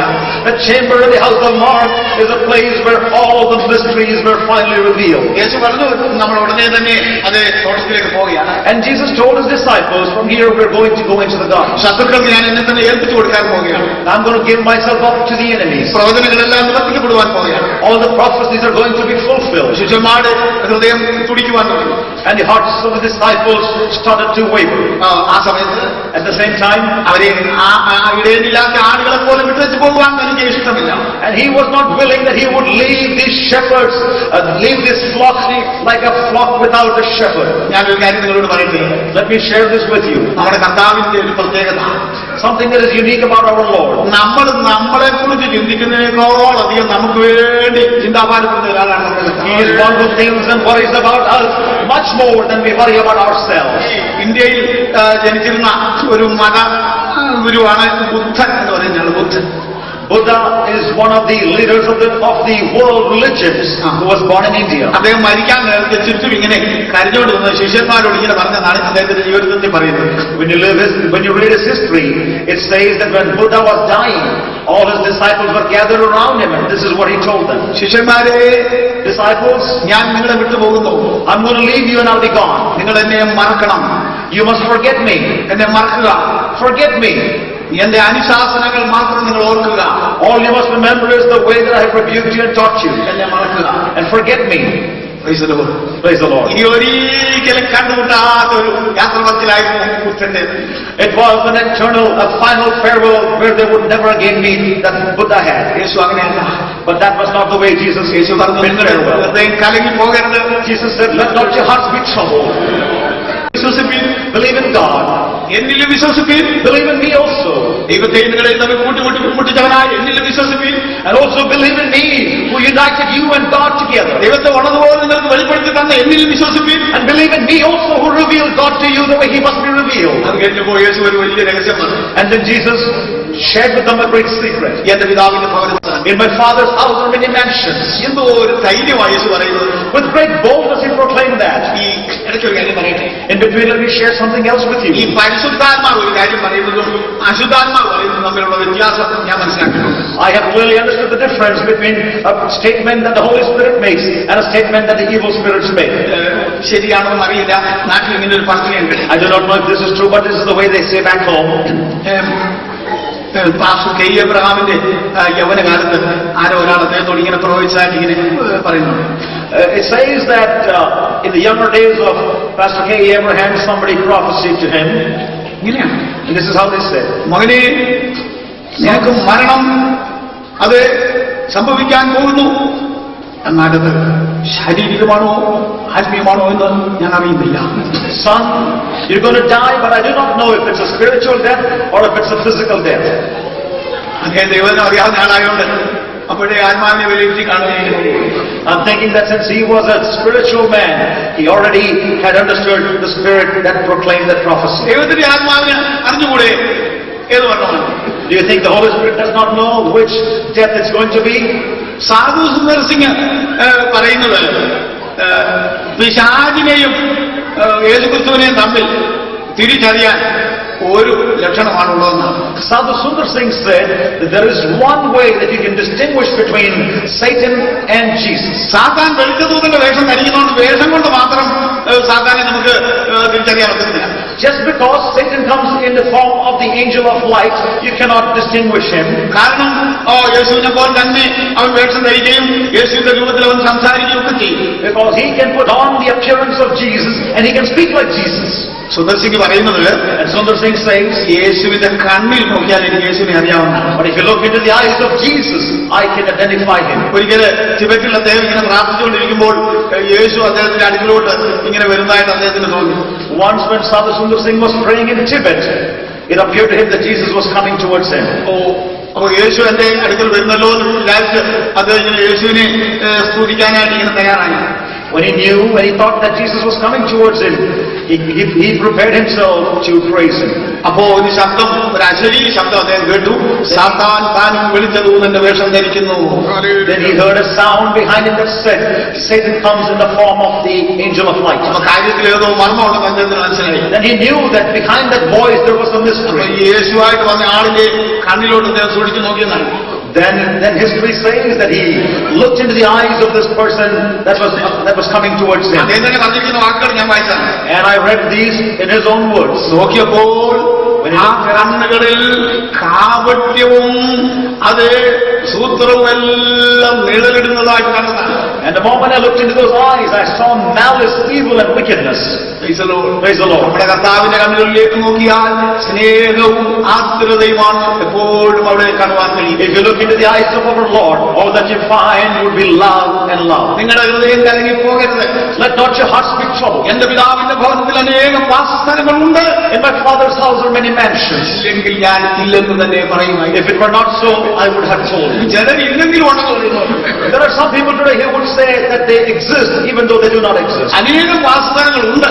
There are many mansions in my Father's house. ഈ അനേക വാസസ്ഥലങ്ങൾ ഉണ്ടായിരിക്കെ സഭയോട് കർത്താവ് പറഞ്ഞത് ഞാൻ നിങ്ങൾക്ക് സ്ഥലം ഒരുക്കുവാൻ പോകുന്നു.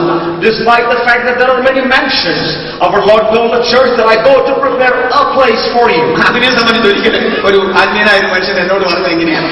Concerning that, a spiritual man once told me, ഈ പല വാസസ്ഥലങ്ങൾ ഉണ്ടെന്ന് പറയുന്നത് സഭയ്ക്ക് വേണ്ടിയല്ല. When our Lord said that there are many mansions, He does not talk about it in reference to the church. അത് സഭയിൽ ഇങ്ങനെ വഴക്ക് പിടിക്കുകയും ഒക്കെ ചെയ്യുന്ന ആളുകളെ പാർപ്പിക്കുന്നതിന് വേണ്ടിയാണ്. He has many mansions to put the people from the church who quarrel amongst themselves in different rooms and different mansions. That's why He has different mansions. അവരെ ഒരു സ്ഥലത്ത് പാർപ്പിച്ചാൽ നിത്യതയിലും അത് നിത്യമായി വഴക്കുണ്ടാക്കിക്കൊണ്ടിരിക്കും. അതുകൊണ്ടാണ് ഓരോ സെല്ലിനകത്ത് അവരെ പാർപ്പിക്കുന്നതെന്നാണ് And he said that even in eternity, if they put all these quarreling people together in one place, they will continue to quarrel. So he will put each one of them in a separate independent cell that they may not quarrel. ഞാൻ അങ്ങനെ വിശ്വസിക്കുന്നില്ല.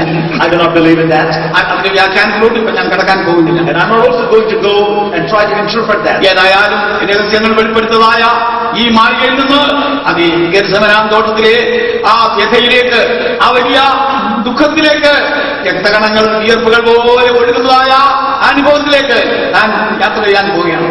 Albeit from that room, from that chamber, he started to go into the Garden of Gethsemane, where his sweat was transformed into blood. അതിന് മുൻപായിട്ട് താൻ ചെയ്ത പ്രാർത്ഥനയാണ്.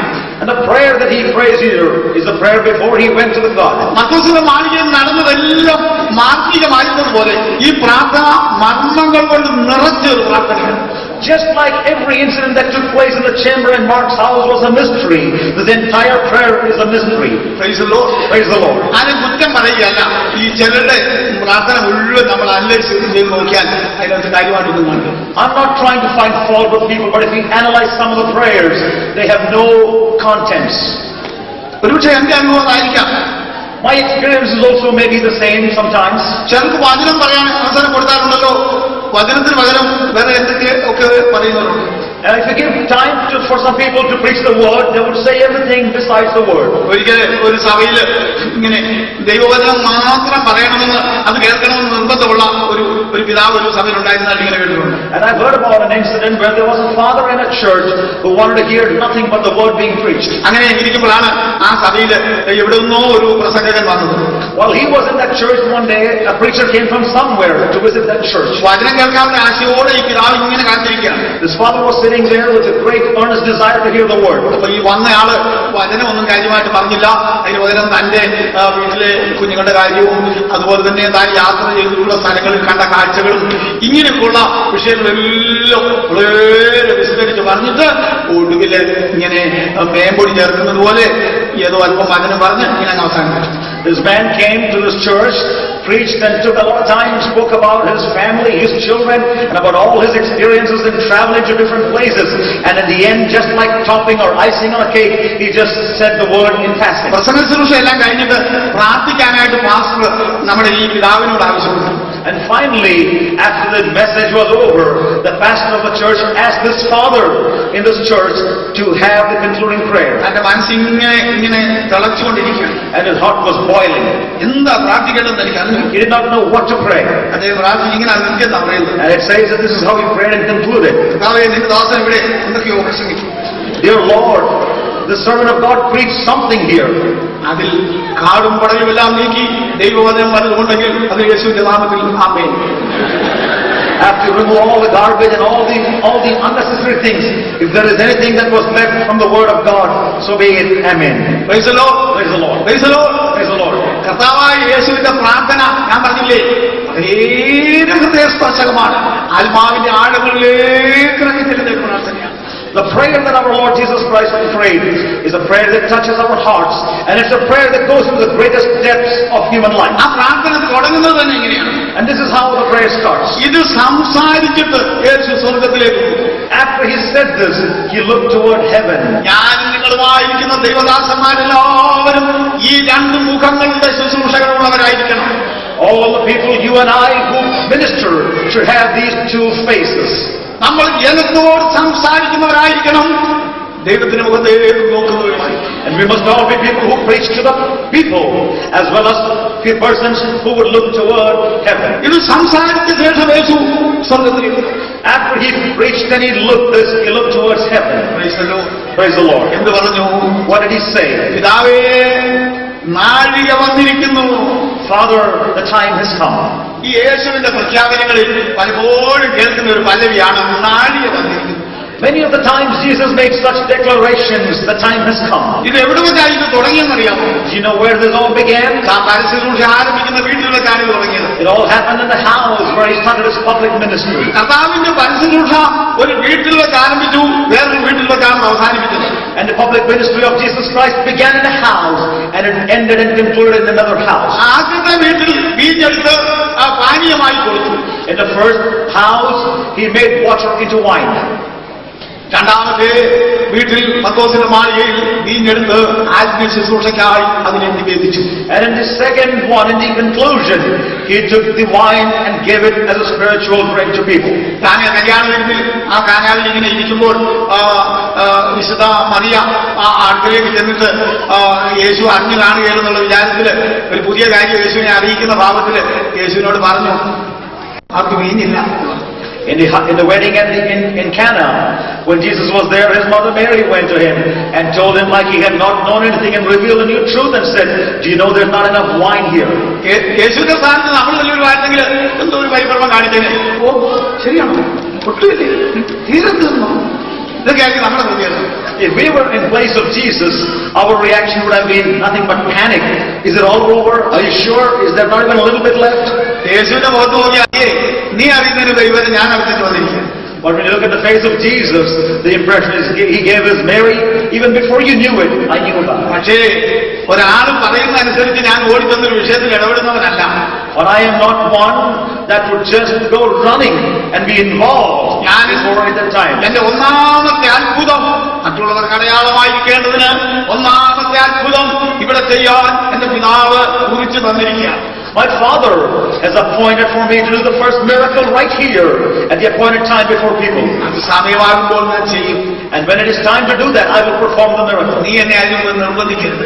Don't put pressure on me to do that before the time. ആ സമയം ഇതുവരെ വന്നിട്ടില്ല. The time has not yet come. Praise the Lord. Praise the Lord. സമയമായപ്പോൾ യേശു അത് ചെയ്യുകയും ചെയ്തു. At the right time, He performed the miracle.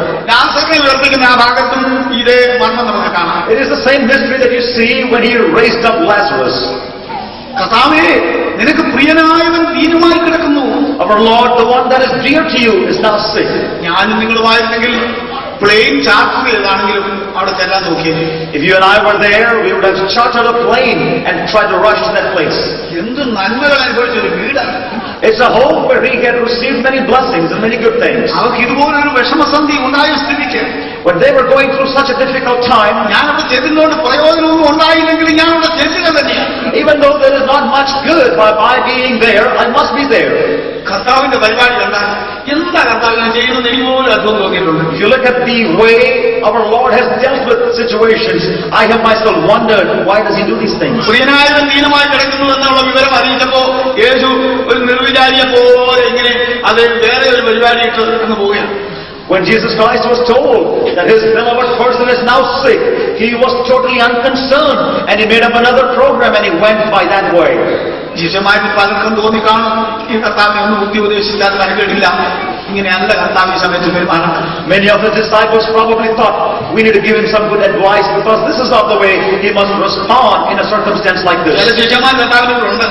And there are some disciples of His who would do that. നമുക്ക് പ്രിയപ്പെട്ട തോമസും ഒക്കെ കൂടി. And there are our beloved person Thomas and people like him. അങ്ങനെ പോകുന്ന കൂട്ടത്തിൽ കർത്താവ് തിരിഞ്ഞിട്ട് പറഞ്ഞു, നമ്മുടെ പ്രിയ ലാസർ ഉറങ്ങും. And while He was going, He turned to His people and said, our Lazarus is sleeping. ഒരു ശകലം വൈദ്യശാസ്ത്രമൊക്കെ അറിയാവുന്ന തോമസ് പറഞ്ഞു, രോഗി ഉറങ്ങുകയാണെങ്കിൽ സോക്കേടിന് കുറവ് വരുമെന്ന വൈദ്യന്മാരൊക്കെ പറയുന്നത് കേട്ടിട്ടുണ്ട്. Thomas, who knew something about in the field of medicine, said, if a sick person is sleeping, when he wakes up, he might be much better. അപ്പൊ യേശു പറഞ്ഞു, ആ ഉറക്കമല്ല. Jesus said, it is not that kind of a sleep. ലാസർ മരിക്കുന്നു. Lazarus is dying. എന്നിട്ടും മുന്നോട്ടാകുന്നു. Even then, He continues with His program. അപ്പൊ ശിഷ്യന്മാർക്ക് തോന്നിയെന്ന് ഞാൻ വിചാരിക്കുന്നു, ഈ സമയത്ത് പോവായിരുന്നെങ്കിൽ ശവമടക്കിലെങ്കിലും സംബന്ധിക്കായിരുന്നു, ഒരു ചെറിയ തലപ്രസംഗം പറയുകയോ എന്തെങ്കിലും ചെയ്യാനുള്ള സകല സാഹചര്യങ്ങളും അതുണ്ടായിരുന്നു. His disciples are now thinking to themselves, even though it's a little late, if we still make it to the house of Lazarus, we could probably attend his funeral service and make have an opportunity to preach a few sermons. ഞാൻ മഹാജ്ഞാനിയായ ദൈവത്തിന്റെ വഴികളെ എന്റെ ചെറിയ ബുദ്ധി കൊണ്ട് ഇങ്ങനെ പരിശോധിക്കുന്നവരാണ്. I am a man that would try to understand God's great truths and mysteries with my limited wisdom. എന്തുകൊണ്ടാണ് ഈ ലാസറിന് ദീനമായി കിടക്കുന്നത് പറഞ്ഞപ്പോൾ അന്നേരം തന്നെ യേശു ചെന്ന് അവിടെ ഒരു രോഗശാന്തി ശുശ്രൂഷ നടത്താതിരുന്നത്? Why is it that Jesus did not rush to the house of Lazarus and perform a miracle ministry there when he was sick? എനിക്ക് ദൈവം തന്ന വെളിപ്പാട് ഞാൻ പറയാം. Let me give you the revelation that God gave me about this. ദീനമായി കിടക്കുന്ന അതിന് ഉടൻ തന്നെ യേശു അവിടെ ചെന്ന് അതെ നോക്കി ടെമ്പറേച്ചറൊക്കെ അല്പം കൂടിയിട്ടുണ്ട്. യേശുവിനെ അതുകൊണ്ട് ആ പനിയെ ശാസിച്ചു. നിശ്ചയമായിട്ടും Lazarus എഴുന്നേൽക്കുകയും. If Jesus had gone there when Lazarus was sick, he would have gone and felt his pulse and his temperature and said, "Oh, he is definitely sick," and he would have prayed for him, and the man would have stood up and be healed. അടുത്ത ഞായറാഴ്ചത്തെ സഭായോഗത്തിൽ മാർത്തയൊക്കെ സാക്ഷി പറയുമ്പോൾ എന്തായിരിക്കും കാര്യമെന്ന് അറിയാമോ? Do you know what would have happened the next Sunday for the Sunday service when Martha and Mary would have all stood up and testified? അച്ചായന് കൂടെ ഇങ്ങനെ ഒരു ചെറിയ പനിയും പ്രയാസമൊക്കെ ഇങ്ങനെ വരാറുണ്ട്. Very frequently, my brother Lazarus has temperature and fever like this. അത് കുറെ കഴിയുമ്പോൾ ഒന്നും ചെയ്യാതെ തന്നെ അങ്ങ് പോകും. After a while, he is cured without doing much for his healing. കഴിഞ്ഞ ആഴ്ചയിൽ ഇതുപോലൊരു പ്രയാസം വന്നു. Last week also he had the same kind of fever. യേശു വന്നു. And Jesus also came by. യേശു പ്രാർത്ഥിച്ചിട്ടാണ് പോയത്. And he also prayed and he left. ആ വരവുകൊണ്ട് എന്ത് പറയുന്നു? What use was it? What use was it that Jesus came there? Praise the Lord. Praise the Lord. Hallelujah. ഒരു വിശുദ്ധനായ മനുഷ്യൻ പറഞ്ഞിരിക്കുന്നത് യേശു രോഗിയായ ലാസറിനെ സുഖപ്പെടുത്താതിരുന്നത് അതിനേക്കാൾ വലിയൊരു മിറക്കിൾ ചെയ്യാൻ യേശു ഉദ്ദേശിച്ചിരുന്നു. മരിച്ച ലാസറിനെ, അഴുകിയ ലാസറിനെ ഉയർപ്പിക്കുവാൻ പരിപാടിയിട്ടിരുന്നത് കൊണ്ടാണ് രോഗിയായ ലാസറിനെ സുഖപ്പെടുത്താതിരുന്നതെന്നാണ് ആ ചിന്തകൾ. Thinker, a saint, has once written about this incident and said, the reason that my Lord Jesus Christ did not go into the house to see this Lazarus who was sick is because he in his plan had much more greater plans to raise up a dead and a decaying Lazarus.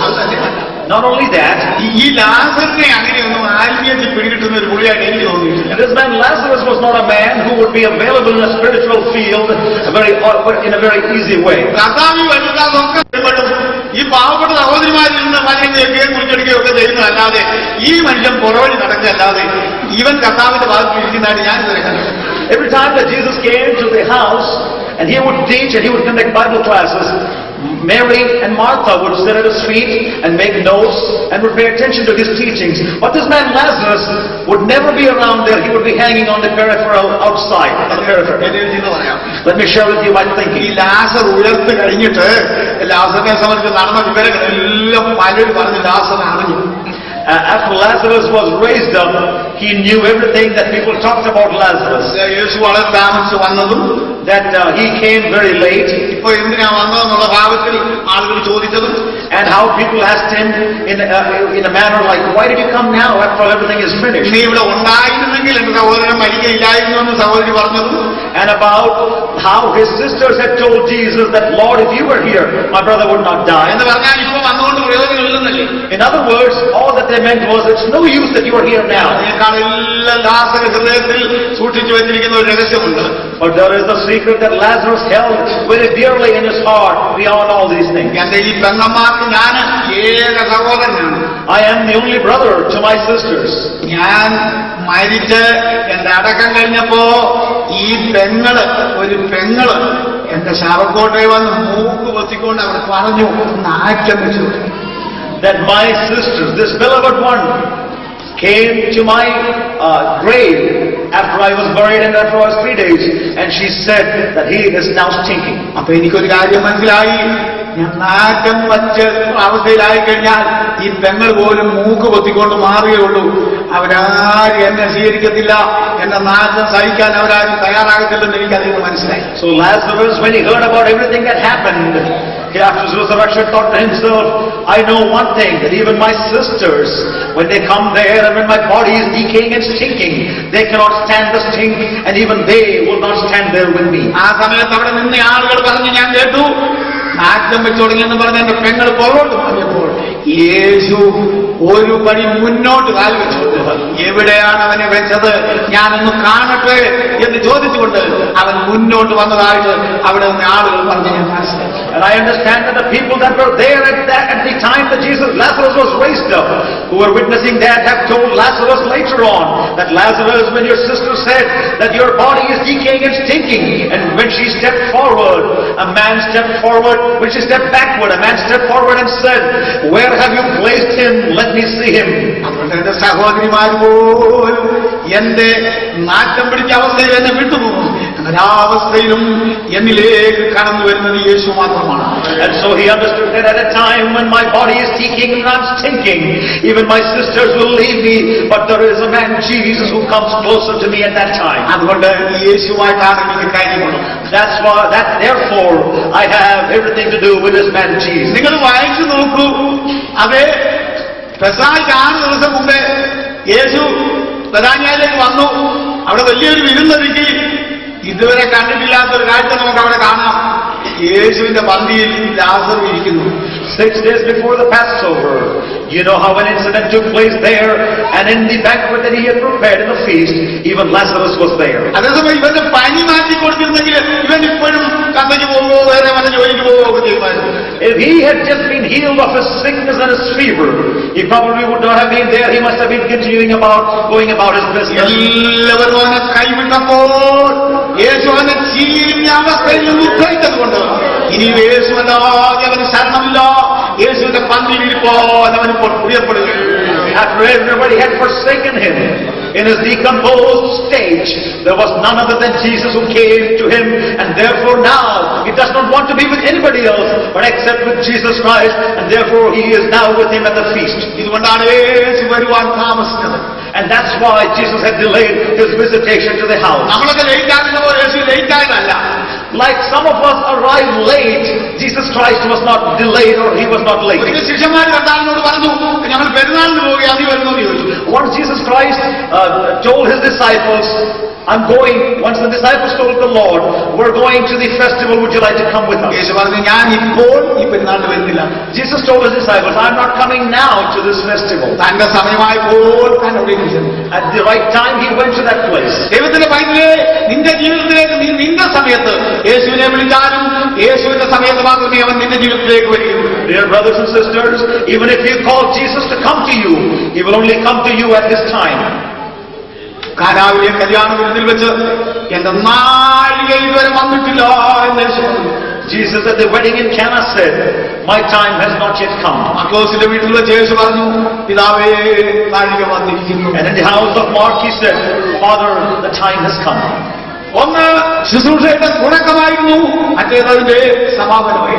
One was the beginning of his ministry and the other was the end of his ministry. പിതാവേ, Father, the time has come. നിന്റെ പുത്രൻ നിന്നെ മഹത്വപ്പെടുത്തേണ്ടത്, നിന്റെ പുത്രനെ മഹത്വപ്പെടുത്തേണ്ടതേ. Glorify your Son, that your Son may glorify you. നമുക്ക് ഒരു നിമിഷം കർത്താവിനെ സ്തുതിക്കാം. Let us praise God once again. അത് അനേക സന്ദർഭങ്ങളിൽ പ്രാർത്ഥിച്ചിട്ടുണ്ട്.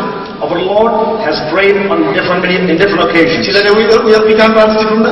He has prayed to raise up some people. ചിലരെ സൗഖ്യമാക്കാൻ പ്രാർത്ഥിച്ചിട്ടുണ്ട്. He has prayed for the healing of some people. പ്രകൃതിയെ ശാന്തമാക്കുവാനായി ചിലപ്പോൾ കർത്താവ് പ്രാർത്ഥിച്ചിട്ടുണ്ട്. He has prayed that nature might be calm. എന്നാൽ ഇവിടെ പ്രാർത്ഥിച്ചത് അത് എല്ലാം വ്യത്യസ്തമായിട്ടാണ്. But the prayer that he prayed here is different from all the other prayers. ജനത്തിന് അപ്പം കൊടുത്തതിൽ നിന്ന് മർക്കോസിന്റെ മാളികയിൽ വെച്ച് അവർക്ക് അപ്പം കൊടുത്തത് വ്യത്യസ്തമാണ്. ഞാൻ മുമ്പേ പറഞ്ഞല്ലോ. I also told you earlier that the way he gave bread to the people in the house of Mark was different. അതുപോലെ ഇപ്പോൾ ഈ ചെയ്യുന്ന പ്രാർത്ഥന തികച്ചും വ്യത്യസ്തമാണ്. In the same manner, this prayer that he prays is completely different than the other prayers. താൻ ഈ പ്രാർത്ഥന കൊണ്ട് തുടങ്ങുന്നതിന് മുമ്പായിട്ട് തന്നെ പറയുന്നത്, പിതാവേ, നീ എനിക്ക് ചെയ്യാൻ തന്നിരിക്കുന്ന പ്രവൃത്തികളെ ഞാൻ തികച്ചിരിക്കുന്നു. He says that I have completed the work that you have entrusted me. ഞാനിതാ നിന്റെ അടുക്കൽ വരുന്നു. Here I come to you. ഞാൻ നിന്റെ പ്രവൃത്തികളെ തികച്ചിരിക്കുന്നു. I have completed the work that you gave me to do. 33 വയസ്സ് വരെ ജീവിച്ച ഒരു യുവാവ് പറയുകയാണ്, എന്റെ ദൈവമേ, നീ എനിക്ക് തന്ന പ്രവൃത്തികൾ ഞാൻ തികച്ചിരിക്കുന്നു. A young man who lived for 33.5 years is now telling, God, I have completed the work that you gave me. ദുഃഖമുള്ള ഒരു കാര്യം പറയാം. I feel sad to say something here. 90 വയസ്സ് വരെ ജീവിച്ചിരുന്നാലും ചെയ്യേണ്ടതൊന്നും ചെയ്തിട്ടില്ലെന്ന് പറഞ്ഞാൽ ഞാൻ മരിക്കും. Some people are there who die at the age of 90 and say to themselves, I have not done what I had to do or what I wanted to do. ദൈവം ഒരിക്കലായി നമുക്ക് തന്നിരിക്കുന്ന ആയുസ്സിൽ ചെയ്യേണ്ടത് ചെയ്തു തന്നെ വേണം അവന്റെ അടുക്കിലേക്ക് തിരിച്ചു പോകാൻ. God has given us a life once and we have to complete what he wants us to do and then go towards him. പൗലോസ് അപ്പോസ്തലൻ ഒരു സ്ഥലത്ത് മറുപടി പ്രസംഗം പറഞ്ഞത് ഞാൻ സൂചിപ്പിച്ചല്ലോ. Do you remember that I reminded you about the response message that Paul gave at his farewell? കൂടിയിരുന്ന ആളുകളോട് അദ്ദേഹം കണ്ണുനീരോടുകൂടി ഇങ്ങനെ പറഞ്ഞു, നിങ്ങളിൽ ആരെങ്കിലും നശിച്ചു പോയാൽ ഞാൻ കുറ്റക്കാരനല്ല. Cheerfully, he told the audience gathered there that I am not responsible if any of you should perish. കാരണം എന്താണെന്നറിയാമോ? Do you know why he prayed that? ഞാൻ ദൈവത്തിന്റെ ആലോചനയാകുന്ന ബുദ്ധിപദേശം നിങ്ങളിൽ ഓരോരുത്തരുടെയും കാതിൽ പകർന്നു തന്നിട്ടുണ്ട്. Everything that God has given me, the word of God, as admonishment, I have given them to you. പറയാനുള്ളത് പറഞ്ഞ് ചെയ്യാനുള്ളത് ചെയ്ത് ഒരാളിന് മാത്രമേ ഞാൻ കുറ്റക്കാരനല്ലോ എന്ന് പറയാൻ സാധിക്കുകയുള്ളൂ. A man who has done what he was supposed to do and say what he was supposed to say is the only one that can say that I will not be held accountable for you. ഇന്ന് ഈ ഓഡിറ്റോറിയത്തിൽ ഇരിക്കുന്ന ബഹുമാനപ്പെട്ട കർത്താവിന്റെ ദാസന്മാരെ, പ്രിയപ്പെട്ട സഹോദരി സഹോദരന്മാരെ, മാതാപിതാക്കളെ, ഒരു കാര്യം ഓർക്കണം. ഇവിടെ നിന്ന് ഒരു മടക്കി വിളി നമുക്ക് എന്തെങ്കിലും ഉണ്ടാകും. അപ്പോൾ ഞാൻ തികച്ചിരിക്കുന്നു, എന്റെ കർത്തവ്യം ഞാൻ പൂർത്തീകരിച്ചിരിക്കുന്നു എന്ന് പറഞ്ഞുകൊണ്ട് മടങ്ങിപ്പോകുവാൻ വരുമോ?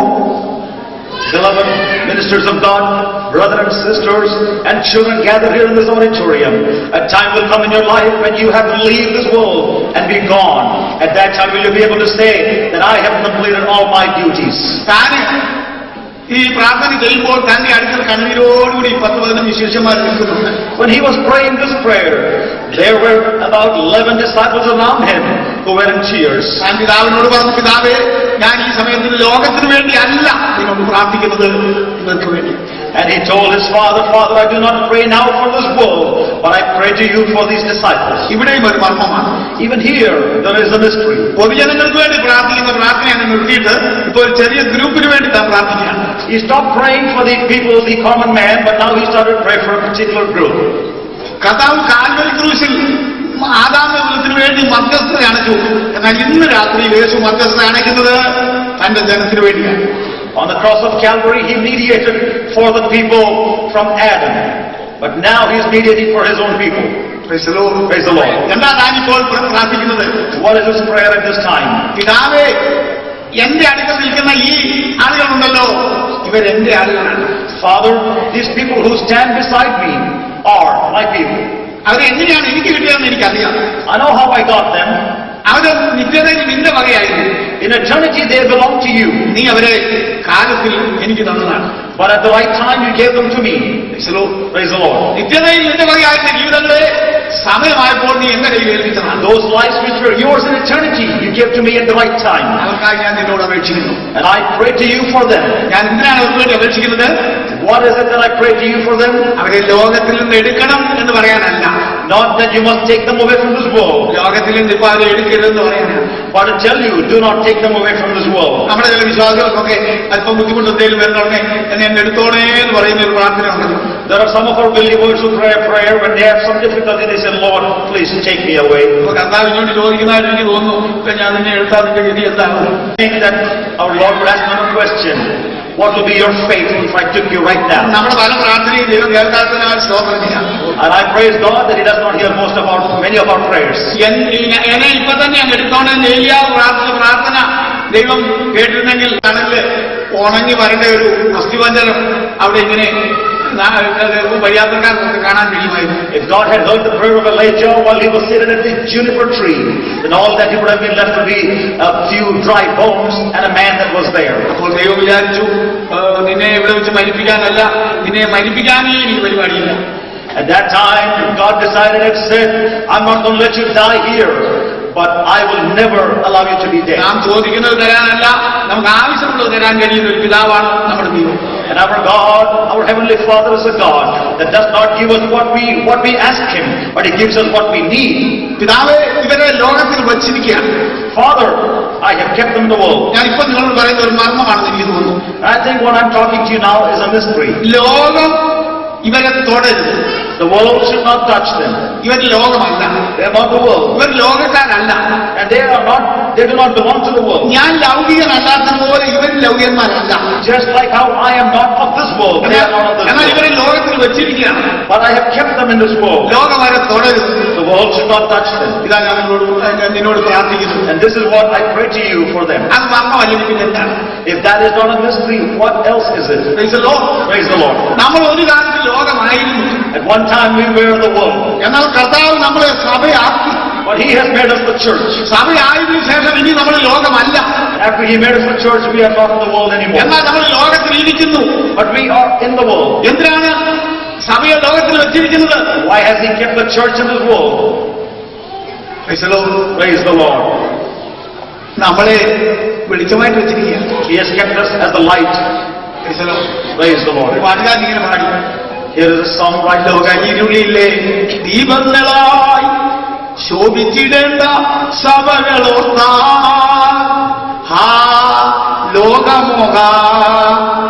ലോകജടാമോഹങ്ങളിൽ നീന്തിയിടുന്നു. എന്നൊരു പാട്ട് പാടിയാണ്. There is a songwriter who sang a song like that. ഈ വെളിച്ചമായിരിക്കാനായിട്ട് നമ്മളെ ആക്കി നമ്മൾ ഇരുട്ടിന് കാട്ടി കൂട്ടുന്നു. He has kept us to be the light, but we are adding darkness to the dark. Praise the Lord. Hallelujah. ലോകം ഇവരെ തുടരുത്. The world must not touch them. എനിക്ക് ഇവിടെയുള്ള സഭയോട് പറയാനുള്ളത്, ദൈവജനത്തോട് പറയാനുള്ളത്, നിങ്ങളെ ഇവിടെ ഈ ലോകമേന്നാണ് നടുവിൽ വെച്ചിരിക്കുന്നു, പക്ഷെ അവർ നിങ്ങളെ തുടരുത്. Church, what I have to tell you is that you are kept in this world, but the world should not touch you. നിങ്ങൾ അവർക്ക് പിടികൊടുക്കരുത്. Do not allow them to take hold of you. നിങ്ങൾ അവരുടെ പക്ഷത്തെ, അവർ നിങ്ങളുടെ പക്ഷം ചേരുക. You must not take sides and be part of them. They must become part of you. Hallelujah. നമ്മുടെ നാട്ടിൽ കോട്ടത്തിനടുത്ത് എന്റെ ഒരു സ്നേഹിതമുണ്ട്. അയാൾ അതിന്റെ ഒരു അനുഭവം എന്നോട് പറഞ്ഞു. I have a friend of mine who lives near Kottayam, and he once shared his experiences with me. ഇപ്പൊ പുള്ളി ഇന്നലെ ആത്മീയനാണ്. Now he's a very spiritual man. ലോകം മനുഷ്യനായിട്ടാണ് നടന്ന കാലത്തെ ഒരു കാര്യമാണ്. But he shared with me his experience when he was a worldly man. അതിന്റെ ഒരു കസിൽ ഒരു സ്ഥലത്ത് ബിസിനസ് നടത്താൻ പോയി. അവിടെ മദ്യപാനം ചെയ്ത് ബിസിനസ് എല്ലാം നശിപ്പിച്ച് ആകെപ്പാടെ ഇങ്ങനെ അവിടെ ജീവിക്കുന്നു. അയാളെ നല്ല ബുദ്ധി പറഞ്ഞ് കൂട്ടിക്കൊണ്ട് വരാനായിട്ട് ഇയാളെ വിടുന്നതാണ്.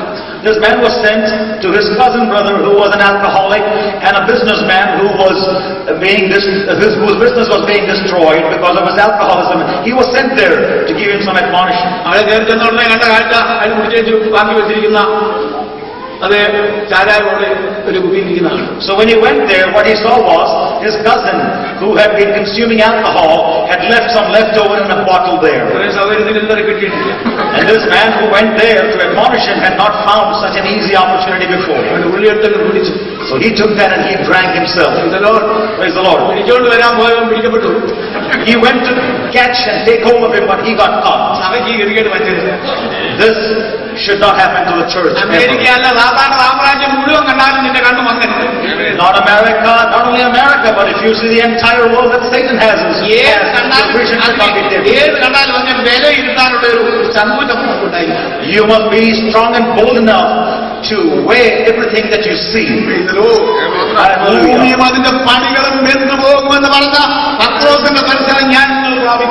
You and I must have the same vision that Peter had, that said that this world and everything there is will melt. And he said that everything that you find on this earth will melt and will be burnt.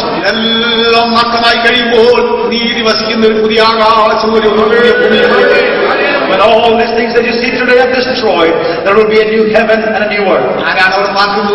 Who would be there? If a man is in Christ, he is a new creature. He is the one who will live in the new heavens and the new earth. Father, I have done everything that I must do for these people. I'm going to give you a homework before I leave. I'm not going to quote every verse and preach from it. He is numbering those things that he did for his disciples, and he repeats them. ഞാനിത് പറയുമ്പോൾ ഇവിടെയുള്ള മാതാപിതാക്കന്മാർ ഒരു കാര്യം പ്രത്യേകം ഓർക്കണം. നിങ്ങളുടെ മക്കൾ ഏൽപ്പിച്ചിരിക്കുന്ന കുഞ്ഞുങ്ങൾക്ക് വേണ്ടി, നിങ്ങളുടെ പ്രിയപ്പെട്ടവർക്ക് വേണ്ടി ഇത് നിങ്ങൾക്ക് ചെയ്യാൻ കഴിയുന്നുണ്ടോ എന്ന് നിങ്ങൾ ആഴമായി ചിന്തിക്കണം. When I preach this message to you, parents, I want you to think for yourself, are you able to do these things for your own children? Number one, പിതാവേ, ഞാൻ നിന്റെ നാമം ഇവർക്ക് വെളിപ്പെടുത്തിയിരിക്കുന്നു. Father, I have revealed your name unto them. Hallelujah. എന്ന് പറഞ്ഞാൽ ഞാൻ നിന്നെ കുറിച്ച് ഇവരോട് പറഞ്ഞു മനസ്സിലാക്കിയിട്ടുണ്ടെന്ന്. In other words, I have talked to them about you and made them understand about you.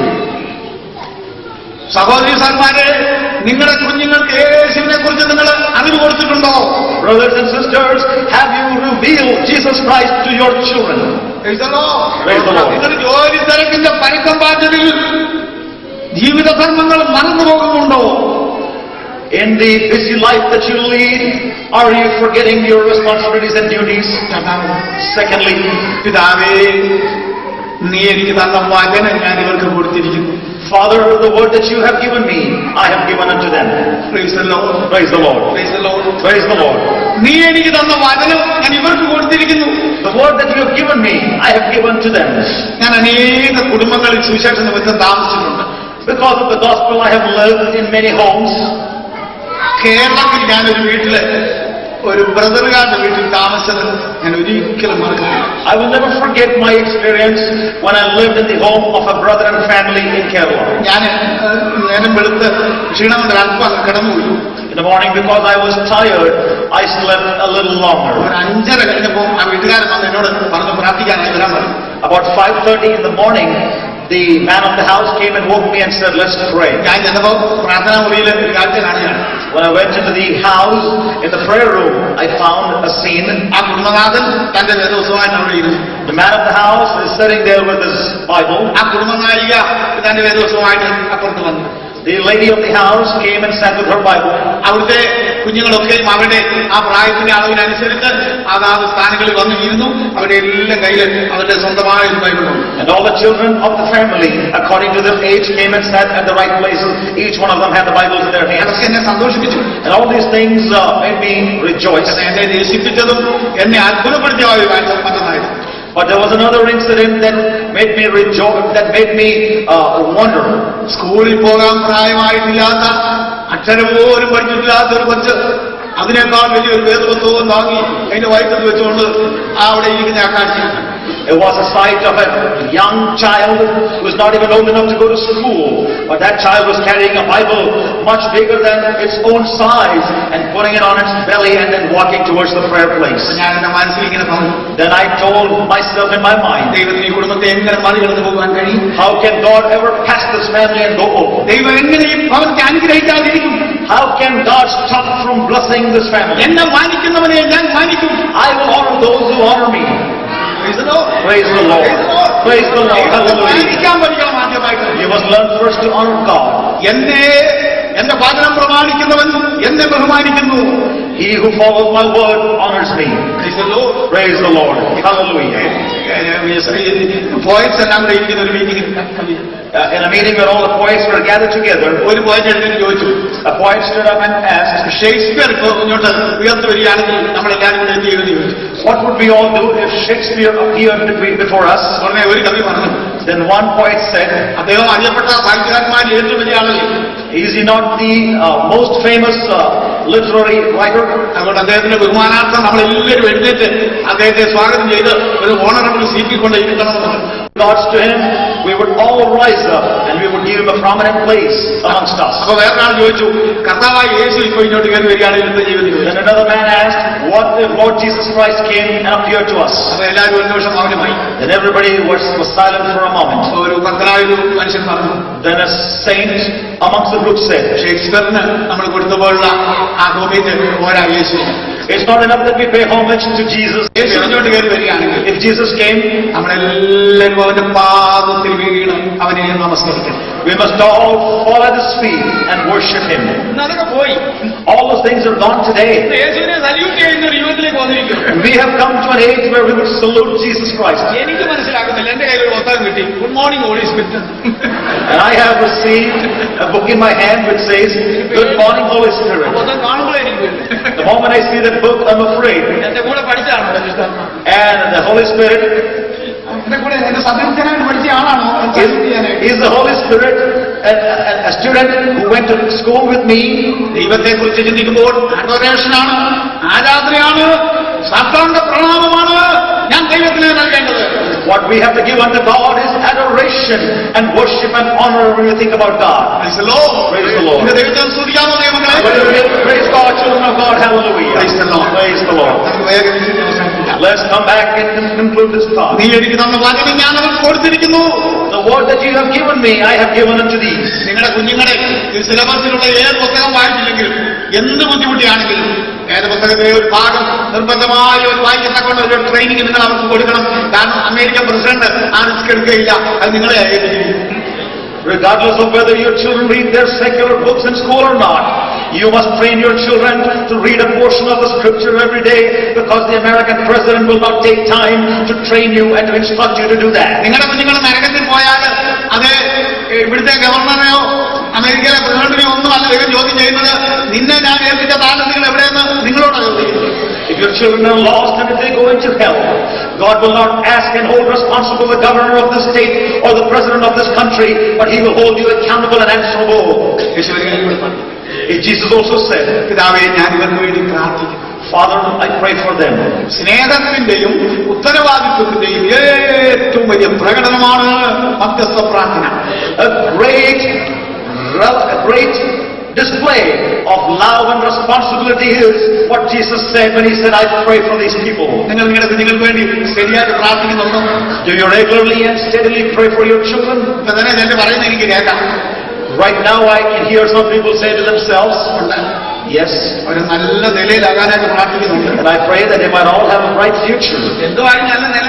What is this good stage? Praise the Lord. Praise the Lord. നിങ്ങൾ എന്താ മീൻ ചെയ്യുന്നത്? What do you mean by that? Praise the Lord. Praise the Lord. ഈ ലോകം മുഴുവൻ നിങ്ങളുടെ കുഞ്ഞ് നേടിയാലും പോകാൻ നേരത്ത് അവൻ എങ്ങനെയാ പോകുന്നുള്ള വിവരം നിങ്ങൾക്ക് അറിയാമോ? Do you know, even if your child will gain the whole world, when he leaves this world, how does he leave the world? ഞാൻ സത്യം പറഞ്ഞാൽ ഈ ദൈവിക സത്യങ്ങൾ അധികവും മനസ്സിലാക്കിയത് യാക്കോബായ സഭയിൽ ഒരാളെ വ്യക്തിയായിട്ട് നിൽക്കുമ്പോൾ അവിടെ കണ്ട് മനസ്സിലാക്കിയ പല കാര്യങ്ങളിൽ നിന്നുമാണ് ഞാൻ ഇതൊക്കെ മനസ്സിലാക്കിയത്. There are many godly truths that I have understood while I was still a member of the Orthodox Church. ഈ നക്രാപോലിത്തമാരൊക്കെ ഇങ്ങനെ സഭകളിലൊക്കെ വരുമ്പോഴല്ലോ ചെന്ന ആളുകൾ മുത്തുക പൊന്നു തിരുമേനിയെ എന്നൊക്കെ വിളിക്കുകയൊക്കെ ചെയ്യും. When the metropolitans come to the churches, people go bow down and with great reverence call them by different names. അവരങ്ങോട്ട് മരിച്ചാൽ ഉടനെ ചെയ്യുന്നത് എന്താണെന്ന് ചോദിച്ചാൽ അവരുടെ ദേഹത്തുള്ള പൊന്നു മുഴുവൻ വന്നു. The moment the metropolitan dies, they will take away all the gold and the precious jewels from them. അവരുടെ കയ്യിലിരിക്കുന്നതായ വെള്ളിയും പൊന്നും എല്ലാം ചേർന്ന അധികാരത്തിന്റെ വടി അവരുടെ കയ്യിൽ നിന്ന് പിടിച്ചു മാറ്റിയിട്ട് മരവടി അവരെ പിടിപ്പിച്ചു. The rod of authority that the metropolitan has in their hands, made of silver and gold, will be taken from their hands, and they will be given a replacement rod made of wood. നിങ്ങൾക്ക് ആർക്കെങ്കിലും സംശയമുണ്ടെങ്കിൽ വരാമെങ്കിൽ ഞാൻ വിശ്വപരമ്പരയിൽ ഇങ്ങനെയുള്ള വടികൾ കൂട്ടി വെച്ചിരിക്കുന്നത് കാണിച്ചു തരാം. If you have any doubts about this, I will show you how many rods have been stacked in the palace of the bishop. ഒരു മെത്രാപ്പൊലീത്ത വാസ്തവത്തിൽ ഇത് ശരിക്കും കാണുകയായിരുന്നെങ്കിൽ ദൈവമേ എനിക്ക് ലോകത്തിലെ ഒന്നും വേണ്ടായെന്ന് നേരത്തെ അത് അലറിക്കറിഞ്ഞ് അത് ഏൽപ്പിച്ചു കൊടുക്കും. And if this metropolitan could see the true fate at his end, he would probably cry loud and give up all these rods that he has. നമ്മുടെ കയ്യിലുള്ള അവസാനത്തെ പൈ വരെ നമ്മളിൽ നിന്ന് ഈടാക്കിയതിനു ശേഷം ഒരു കട്ടിൽ ആത്മത മറയ്ക്കാൻ വേണ്ടി മാത്രമുള്ള ഒരു വസ്ത്രം തന്നെ നമ്മൾ പറഞ്ഞയക്കുന്ന ഒരു ക്രൂര ലോകത്തിലാണ് നമ്മൾ ജീവിക്കുന്നതെന്നുള്ളത് നിങ്ങൾ മറന്നുപോകും. You must never forget that we live in a cruel world which will take everything that you possess away from you and give you hardly enough clothes to cover your nakedness and bury you in the church. ഞാൻ ആരാളോട് ചോദിച്ചിട്ട് ഒരു കാര്യം മനസ്സിലാക്കി. നമ്മുടെ നാട്ടിലൊക്കെ ആണെങ്കിൽ ഒരാളെ അടക്കുമ്പോൾ അതിന്റെ ആ ബെറിയൽ ഗ്രൗണ്ടിലൊക്കെ ആളുകൾ ചെല്ലുകയും അവസാനം വരെ അവിടെ നിൽക്കുകയും ചെയ്യും. ഇപ്പൊ ഫ്യൂണറലും വരെ പോകുന്നുള്ളൂ, ബാക്കിയൊന്നും അത്ര വലിയ കാര്യമൊന്നും അല്ലെന്ന് ഒരാളെന്നോട് പറഞ്ഞു. I remember the olden times when people would go all the way to the funeral home and to the burial site when people died, but now people only go to the funeral home and they bid farewell from there. Praise the Lord. Praise the Lord. ഈ ലോകം ആധിപത്യം നിങ്ങളെ സ്നേഹിക്കുന്ന ലോകമാണ്. This world has the measure with which they love you. സഹോദരാ, നിന്റെ സൗന്ദര്യം ഒന്ന് പോകട്ടെ. Brother, let your beauty and your appearance be gone. സഹോദരി, നിന്റെ സൗന്ദര്യത്തിനെ ഒന്ന് വിട്ടു പോകട്ടെ. Dear sister, let your beauty leave you. നിന്റെ ആരോഗ്യം ഒന്ന് പോകട്ടെ. Let your health leave you. നിന്നെ എത്ര പേര് സ്നേഹിക്കുമെന്ന് നിനക്ക് നേരിൽ കാണാം. Then you can see for real how many people will love you. എന്റെ കൂട്ടത്തിൽപ്പെട്ട ഒരു സാഹിത്യകാരൻ ഒരു കഥ എഴുതുന്ന ഒരാളുണ്ട്. There was a man along with me who was a historian and he would write a lot of stories. അയാൾ എഴുതിയൊരു കഥ ഞാൻ വിദ്യാർത്ഥിയായിട്ട് ഇങ്ങനെ വായിച്ചു കൊടുത്തു. I remember his story that he wrote when I was a student. ഒരു പെൺകുട്ടി ഉണ്ടായിരുന്നു. There was a girl. അവൾ ദൈവഭക്തിയുള്ള ഒരു പെൺകുട്ടിയായിരുന്നു. And he was a godly, a spiritual girl. അവൾക്ക് വിവാഹാലോചനകൾ വരുമ്പോൾ അവളുടെ ആഗ്രഹം എന്താണെന്ന് ചോദിച്ചാൽ എന്നെ സ്നേഹിക്കുന്ന ഒരു വ്യക്തി വേണം എന്നെ കല്യാണം കഴിക്കാൻ. അതായിരുന്നു അവളുടെ താല്പര്യം. And her greatest desire was that at the time of marriage she wanted to marry a man who dearly loves her. അങ്ങനെ പലരും വന്നുപോയി. There were many people who came to marry her. ഒടുവിൽ ഒരുത്തം വന്നു. And finally a man came. അവൻ പറഞ്ഞു ഞാൻ നിന്നെ സ്നേഹിക്കുന്നു. He said, I love you. അവൾക്ക് ധാരാളം മതിയായിരുന്നു. And she said that was enough. വിവാഹത്തിന് സമ്മതിച്ചു. And she took part in the marriage. വിവാഹത്തിന് ശേഷം ഇങ്ങനെ സ്വപ്നലോകത്തിലെന്ന പോലെ കുറെ നാളുകൾ ഇങ്ങനെ കഴിഞ്ഞുപോയി. After she was married, as if she was in a dreamland, she continued her days. അതിനുശേഷം ഒരു ഭയങ്കര സംഭവം ഉണ്ടായി. And after that, a terrible incident took place. ആ നാട്ടിലെല്ലാം ഒരു വസൂരി രോഗം ഉണ്ടായി. There was the attack of the epidemic of chicken pox in the land. Smallpox. ആ രോഗം മരണമുണ്ടായില്ല, അവൾ കഷ്ടിച്ച് രക്ഷപ്പെട്ടു. And she did not die because of that, she barely escaped. എന്നാൽ അവളുടെ മുഖത്ത് ഭയങ്കര കറുത്ത പടുക്കൾ ശേഷിച്ചു. But there were a lot of dark spots on her face. അതിനേക്കാൾ ഭയങ്കരം അവളുടെ സൗന്ദര്യമുള്ള കണ്ണുകളിൽ ഒരെണ്ണം നഷ്ടപ്പെട്ടു. And beyond above all that, her beautiful eyes that she had, she lost one of those eyes. അതിന് അതേടെ പകുതി ഭാഗമാണ്. That was half of the story. അതേടെ അടുത്ത പകുതി. ഇതിനുശേഷം അവളുടെ ഭർത്താവ് പലപ്പോഴും വീട്ടിൽ റെഗുലറായിട്ട് വരാതിരിക്കും. After that, her husband was not coming back to her home regularly. ഒന്നാം തന്നെ അയാളുടെ മുഖത്ത് വലിയ വിഷാദ ഭാവം. And he had a very sad appearance on his face. ഭക്ഷണം കൊണ്ടെത്തി കൊടുത്താൽ ഉടനെ അയാൾ പറയുന്നത് എനിക്ക് വിശപ്പില്ലെന്ന്. The moment you feed, when she would give him food, he would say, I'm not hungry. ഇങ്ങനെ തുടർച്ചയായിട്ട് കണ്ടപ്പോൾ ഈ പാവപ്പെട്ടവൾ വിചാരിച്ചു എന്റെ കുക്കിംഗ് ശരിയല്ലാന്ന് പറയാൻ. When he repeatedly refused food, she thought maybe my cooking is not good. അവനെ പ്രസാദിപ്പിക്കാനായിട്ട് എന്തെല്ലോ പാടുകൾ ചെയ്യാമോ അത് മുഴുവൻ ചെയ്യാം. In an effort to please her husband, she did different things and many things. എന്തെല്ലാം ചെയ്താലും അയാളുടെ ഭാവത്തിന് യാതൊരു മാറ്റം. Regardless of what she tried to do, there was no change to his attitude. ഒരിക്കലും ഒരു ദിവസം മുതൽ പിന്നെ അയാൾ ആ വീട്ടിൽ വരാതെയായി. And then one day he quit coming back to his house. അവൾ തനിയേ ഒരു കണ്ണ് നഷ്ടപ്പെട്ടു പോയ വിരൂപിണിയായിട്ടിരുന്ന ഈ ചെറുപ്പക്കാരി അവൾ ഇതുകൊണ്ട് തന്നോട് തന്നെ ഇങ്ങനെ ചോദിച്ചു. And there came a day when this woman was sitting in her solitude as a disfigured person, crying and asking and speaking to herself. എന്താണ് സംഭവിച്ചത്? What happened to me? അയാളിനോട് ഞാൻ നിന്നെ സ്നേഹിക്കുന്നെന്ന് പറഞ്ഞാണല്ലോ എന്റെ കല്യാണം നടന്നു. The man before he married me told me that I love you dearly. എന്നിട്ട് അയാൾ ഇത് മറന്നു. But did he forget that? അവൾ സ്നേഹിക്കുന്നത് എന്നോട് തുറന്നു പറഞ്ഞാണല്ലോ. He told me openly that he loved me. ഒടുവിൽ അവൾക്ക് കാര്യം മനസ്സിലായി. Then finally she understood. അവൾ ഇങ്ങനെ പറഞ്ഞു. And she said to ആ herself, മനുഷ്യൻ പറഞ്ഞതിന്റെ അർത്ഥം എനിക്കിപ്പോൾ മനസ്സിലായി. and I now know the meaning of this statement. ഞാൻ നിന്നെ സ്നേഹിക്കുന്നു അയാള് എന്റെ ആത്മാവിനോടാണ് പറഞ്ഞത്, എന്റെ ശരീരത്തോട്. He did not tell my spirit that he loves me, but he told my body, my physical appearance. ഞാൻ നിന്നെ സ്നേഹിക്കുന്നെന്ന് എന്റെ അകത്തെ ആത്മാവിനോടാണ് പറഞ്ഞത്, എന്റെ കണ്ണുകളോടാണ്. It was not to my inner man and to my inner being, my spirit, but to my eyes that he said he loved. എന്റെ സൗന്ദര്യമുള്ള മുഖത്തോടാണ് അത് പറഞ്ഞത്, ഞാൻ നിന്നെ സ്നേഹിക്കുന്നു. It was to my beautiful face that he said that I love you. എന്റെ കണ്ണുകൾ നഷ്ടപ്പെട്ടു കഴിഞ്ഞപ്പോൾ, എന്റെ മുഖ സൗന്ദര്യം നഷ്ടപ്പെട്ടു കഴിഞ്ഞപ്പോൾ അയാളുടെ സൗന്ദര്യം പിൻവലിച്ചു, അയാളുടെ സ്നേഹം പിൻവലിച്ചു. When I lost my appearance, when I lost my beauty and my eyes, he withdrew his love from me. ഇതാണ് ലോക സ്നേഹം. This is the way the world loves you. ഒരു ചിരിച്ചുകൊള്ളുക. Make a note of it. ഭർത്താവിന്റെ സ്നേഹവും ഭാര്യയുടെ സ്നേഹവും ഒക്കെ ഇത് തന്നെയാണ്. This is what happens to the love of your husband or of your wife. Praise the Lord. Praise the Lord. എന്നാൽ യേശുവിന്റെ സ്നേഹം വേറെയാണ്. But the love of Jesus is different. യേശു നമ്മളെ സ്നേഹിച്ചത് നമ്മൾ അഗ്ലി ആയിരിക്കുകയാണ്. Jesus loved us when we were ugly. Praise the Lord. Praise the Lord. സ്നേഹിക്കപ്പെടുവാൻ യാതൊരു യോഗ്യതയും ഇല്ലാതിരുന്നപ്പോഴാണ് യേശു നമ്മളെ സ്നേഹിച്ചത്. When we were not worthy to be loved, he loved us. നമ്മളെല്ലാവരും ഉപേക്ഷിക്കാത്തവന്റെ കയ്യിൽ ഇന്ന് രാത്രി നമ്മളെ തന്നെ ഏൽപ്പിച്ചു കൊടുക്കണം. Therefore, we have to submit ourselves into his hands, who will love us regardless of whether others love you or not. പിതാവേ, ഞാൻ ഇവർക്ക് വേണ്ടി പ്രാർത്ഥിക്കുന്നു. Father, I pray to you for them. Praise the Lord. Praise the Lord. ഞാൻ കഴിഞ്ഞ ദിവസം ഒരു യോഗത്തിന് ചെന്നപ്പം ഒരു കുട്ടിയോട് ഞാനിങ്ങനെ അവിടെയുള്ള ആളുകളോട് ഞാനിങ്ങനെ പറഞ്ഞു, നിങ്ങൾ എന്റെ പേർക്ക് പ്രാർത്ഥിക്കണമെന്ന് പറഞ്ഞു. I told a child when I went into a place, and I told him, you must pray for me. എന്നിട്ട് ഞാനിങ്ങനെ പറഞ്ഞു, And then I told him, പ്രാർത്ഥന ഒരു ഭാരമല്ല, prayer is not a burden, പ്രാർത്ഥന ഒരു ലാഭമാണ്. but prayer is a gain. കാരണം Because ഈ നനയ്ക്കുന്നവൻ നനയുമെന്നൊരു പ്രമാണമുണ്ട്. നനയ്ക്കുന്നയാള് നനയും. yeah, the washerman will always be wet. Praise the Lord. Praise the Lord. ഇതുപോലെ ഞാൻ നിങ്ങളുടെ പേർക്ക് പ്രാർത്ഥിക്കുകയാണെങ്കിൽ അതിന്റെ അനുഗ്രഹം നിങ്ങൾക്കും ഉണ്ടാകും, എനിക്കും ഉണ്ടാകും. In the same way, when I pray for you, the blessings will come on you, and I will also have some blessings on me. കുറഞ്ഞ പക്ഷം നിങ്ങളുടെ പ്രിയപ്പെട്ട ഭർത്താവിന് വേണ്ടിയും കുഞ്ഞുങ്ങൾക്ക് വേണ്ടിയുമെങ്കിലും നിങ്ങൾ ദൈവത്തോട് പ്രാർത്ഥിക്കണം. At least pray for your husband and pray for your children. എന്തിന്?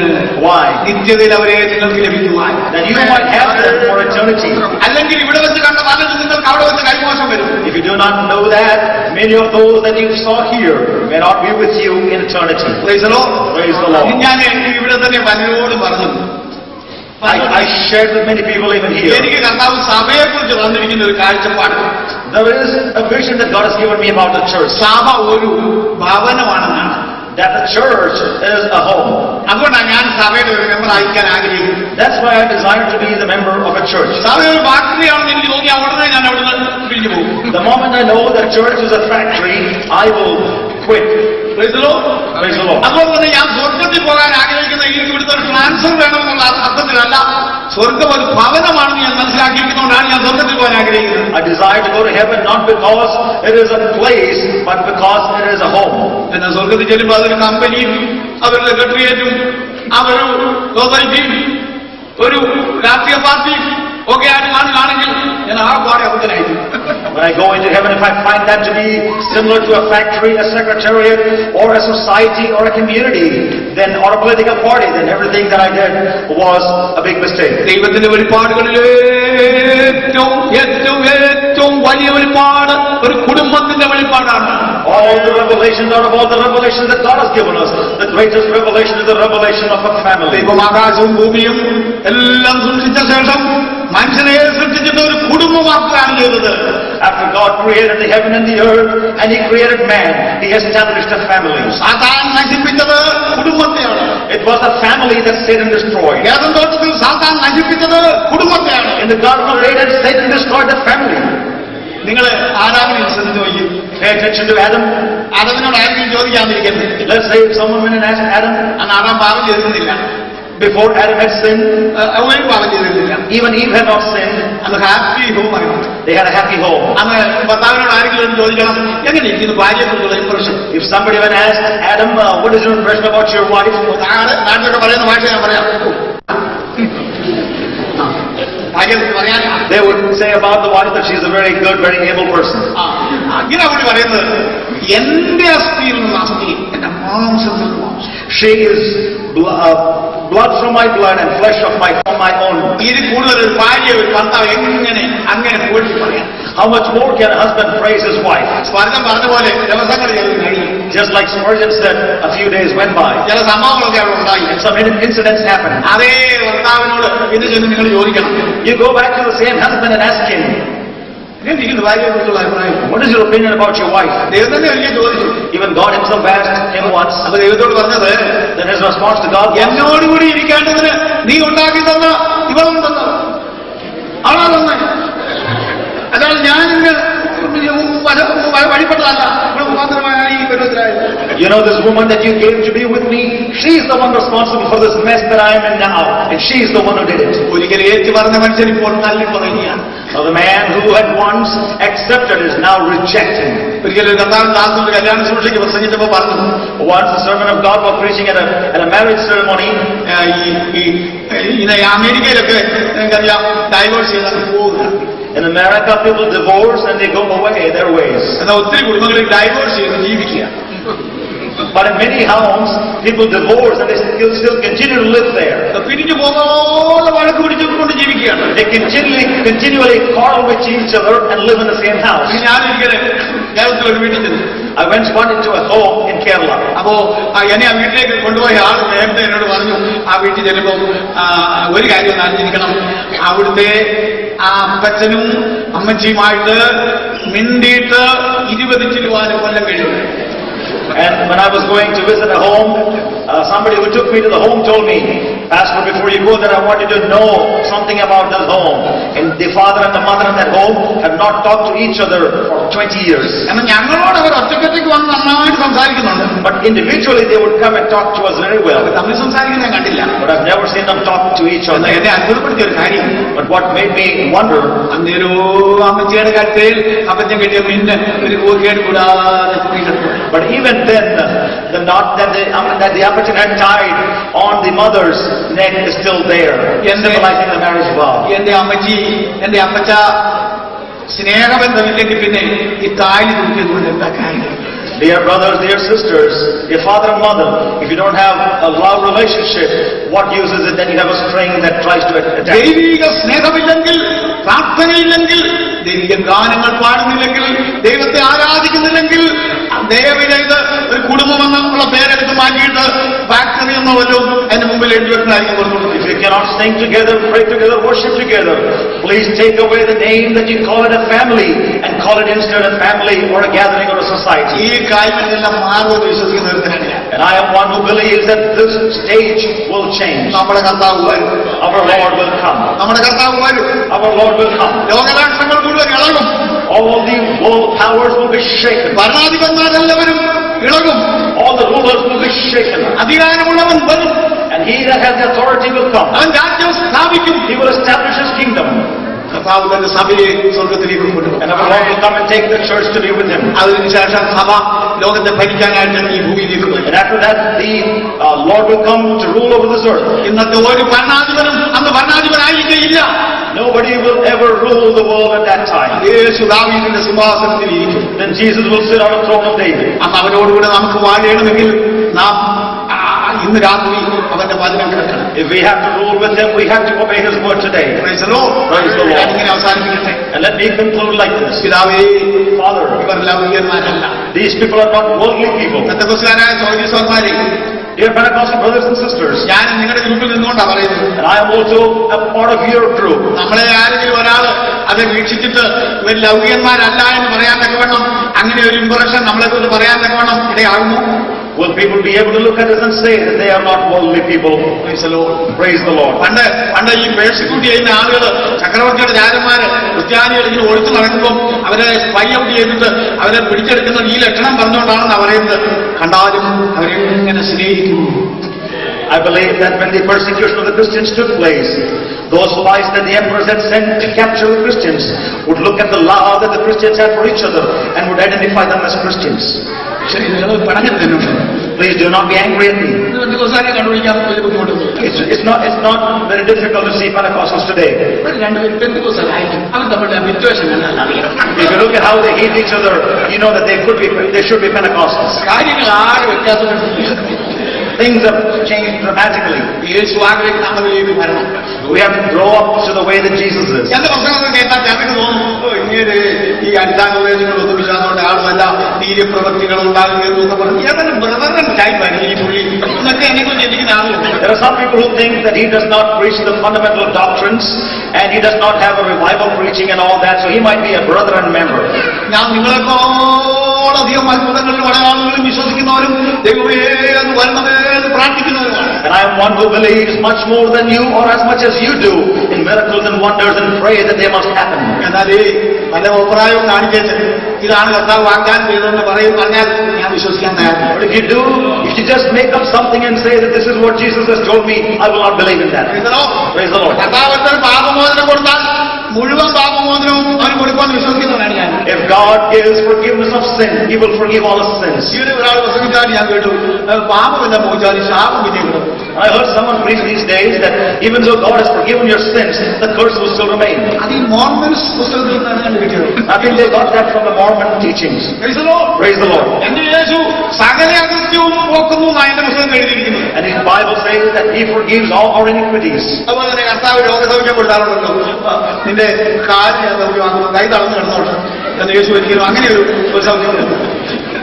If you have a handicap in your leg, and then He will not heal your leg and leave your hand to be paralyzed. അവർക്ക് സകല രോഗങ്ങളിൽ സൗഖ്യമാണ്. He will heal all your diseases. Praise the Lord. ഞാൻ പൂർണ്ണമായ ഒരു വിടുതലിലേക്ക് കാണാൻ ആഗ്രഹിച്ചിരിക്കുന്നവരാണ്. And I want to see a complete healing. അതായത് ഇങ്ങനെ ഒരാള് ജീവിച്ചെഴുന്നേറ്റു എന്നുള്ളത് ബോധ്യമാകുന്നില്ല, എന്നിട്ട് ബോധ്യപ്പെടുത്താനായിട്ട് പിന്നെ എക്സ്റേ എടുക്കുകയൊക്കെ ചെയ്യുന്ന അത്രയും ബുദ്ധിമുട്ടുള്ള ഉയർത്തലൊന്നും ഞാൻ വിശ്വസിക്കുന്നതാണ്. I do not believe in the kind of healing and the resurrection where people want to take X-rays and then re-examine those. Ezekiel കണ്ട ദർശനം നിങ്ങൾക്കറിയാമല്ലോ, ഡ്രൈ ബോൺസ് ആണ്, ഉണങ്ങി കിടക്കുന്ന അസ്ഥികളാണ്. ദൈവത്തിന്റെ കാറ്റിൽ വേലടിച്ചപ്പോൾ ആയുധവേറിന്റെ സൈന്യങ്ങൾ നിരനിരയായിട്ട് നിൽക്കുന്ന കാഴ്ചയാണ് പ്രസിദ്ധീകരിക്കുന്നത്. The vision that Ezekiel saw was how dry bones were there. They were dry bones, but when the wind blew upon them, they had flesh and bones, and they were living people, a great army. ലോകം കേൾക്കാതിരിക്കട്ടെ, ഞാൻ നിങ്ങളോട് ഒരു കാര്യം പറയാം. Let not the world hear, but I want to share with you something. നമ്മുടെ നാട്ടില് ശബരിമലയ്ക്ക് പോകുന്ന ആളുകൾക്കും അത്ഭുതങ്ങൾ ഉണ്ടാകുന്നതായിട്ട് അവർ അവകാശപ്പെടുന്നു. People who go to Shabarimala in India also claim that there are miracles happening amongst them. കുഞ്ഞുങ്ങളില്ലാതിരിക്കുന്നവർക്ക് കുഞ്ഞുങ്ങൾ ഉണ്ടായതായിട്ട് അവരുടെ പുസ്തകങ്ങളിൽ അടിച്ചിറക്കുന്നു. In their books they print and publish that those childless people have children. അതുകൊണ്ട് എന്തെങ്കിലും അത്ഭുതം ഉണ്ടായെന്ന് പറഞ്ഞ് അത് ഇങ്ങനെ വെറുതെ ലേബലിസം മാത്രം കാണിച്ചിട്ട് ഈ ഇന്നത്തെ ലോകത്തിൽ പിടിച്ചു നിൽക്കാമെന്ന് നിങ്ങൾ ആരും വിചാരിക്കും. Just because there are many miracles happening, do not try to think that you can have a label outwardly and you will be able to hold on to it. ഏറ്റവും മഹത്തരമായ ഏറ്റവും ശ്രേഷ്ഠമായ അനുഭവങ്ങൾ നമ്മൾ വെളിപ്പെടുത്തുന്നില്ലെങ്കിൽ നമുക്ക് ഈ ലോകത്തിൽ ഇനി പിടിച്ചു നിൽക്കുവാൻ സാധിക്കും. If you do not reveal great and mighty works, you will not be able to hold on to your faith in this world. Praise the Lord. Praise the Lord. ഈ ലേബലിസം എന്ന് പറഞ്ഞാൽ അറിയാമല്ലോ. You know what labelism is? അത് ഞാൻ ഇവിടെ അധികം കണ്ടിട്ടില്ല. കേരളത്തിലാണ് ലേബലിസം കൂടുതൽ ഞാൻ കണ്ടിട്ടുള്ളൂ. I have seen more of these labelism in Kerala and not here. ഞങ്ങളുടെ വീട്ടിൽ നമുക്ക് വരാൻ ലേബലിസം കാണിക്കാം. If you come to my home, I'll show you labelism. അടുക്കളയിലോട്ട് വരണം.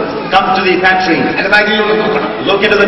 Look into your closets. അവിടെ എല്ലാം ടിന്നുകൾ ഇങ്ങനെ ഇരിപ്പുണ്ട്. And then you have many tins and containers there. Bournvita. It says Bonvita. തുറന്നു നോക്കിയപ്പം ഉലുവ. When you open inside, ആ പുറത്ത് എഴുതിയിരിക്കുന്നതല്ല അകത്തേത്. It's not what you see inside, that's on the outside. Praise the Lord. നമ്മുടെ ലേബലും കണ്ടന്റും ഒന്ന് തന്നെ ആളുടെ ഒരു കാലം വരട്ടെ. I hope there is a time when the outward label and the contents are the same. നമ്മുടെ ഉള്ളും പുറവും ഒന്ന് തന്നെ ആകട്ടെ. Let the outside and the inside be the same. ഒരു ശത്രുവിനും നമ്മുടെ മുന്നിൽ നിൽക്കുവാൻ കഴിയില്ല. No enemy can stand before us. അതുകൊണ്ടാണ് ഞാൻ നിങ്ങളുടെ സൈഡിലാണ്. Pentecostals, I am on your side. അത്ഭുത പ്രവാചകന്മാരെ ഞാൻ നിങ്ങളുടെ കൂട്ടത്തിലാണ്.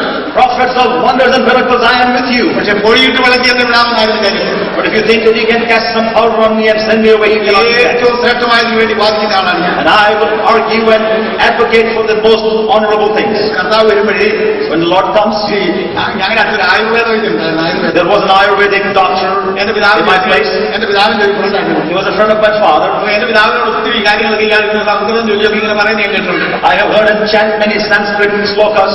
അപ്പൊ അതിൽ പറഞ്ഞാൽ ഇങ്ങനെയാണ്. And this one of them goes like this. ഈ ചില ഔഷധങ്ങൾ ഉണ്ടാക്കുമ്പോൾ ഈ ദർഭപുല്ലെന്ന് പറഞ്ഞൊരു പുല്ല് ചേർക്കണം. When they make some of these medicines, there are some herbs that they have to use to make this Ayurvedic medicine. ദർഭപുല്ല് കിട്ടാൻ ബുദ്ധിമുട്ട് വരികയാണെങ്കിൽ ദർഭപുല്ല് ചേർക്കാം. Darba is a kind of grass, but if you don't get that, then there's another kind of grass that you can substitute. പുല്ല് കിട്ടുന്നില്ലെങ്കിൽ കച്ചി ചേർക്കാം. But if you don't get that, you must add something else. ഇങ്ങനെ ചേർക്കാനല്ല എന്റെ യേശു വരുന്നത്. This is not the way that Jesus is coming to gather people unto him. ഞാനൊരു ലക്ഷണമൊക്കെ സഭയെ ചേർക്കാനാ വന്നത്. പക്ഷെ ഇപ്പൊ അതൊന്നും കാണുന്നില്ല. എന്റെ ഉള്ളതിനെ കൊണ്ടുപോകാം. ഇങ്ങനെ ചേർക്കാനല്ല യേശു വരുന്നത്.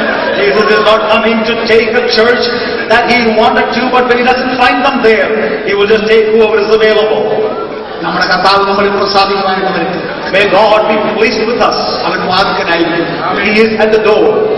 കർത്താവ് അനുവദിച്ചാൽ ഇനി ഡാൻസിൽ അത് ഒരു മീറ്റിങ്ങിലൂടെ വരുവാൻ ഞാൻ ശരണപ്പെടുന്നു. If the Lord tarries, I trust in him and hope to come back to Dallas for another meeting. എന്നെ ഓർത്ത് പ്രാർത്ഥിക്കണം. I hope, please pray for me. എന്റെയും ആഗ്രഹം കർത്താവിനോടുകൂടെ എന്നേക്കും വാഴണമെന്നുള്ളതാണ്. And my desire is also that I must be with him and reign with him forever. നമ്മുടെ ആരുടെയും നിത്യത നഷ്ടപ്പെടരുത്. Let none of us lose our eternity. അമേരിക്കയിലെ നമ്മുടെ ജോലി നിത്യമല്ല. Our work in the United States, our jobs are not secure. America നമ്മുടെ നിത്യനാടല്ല.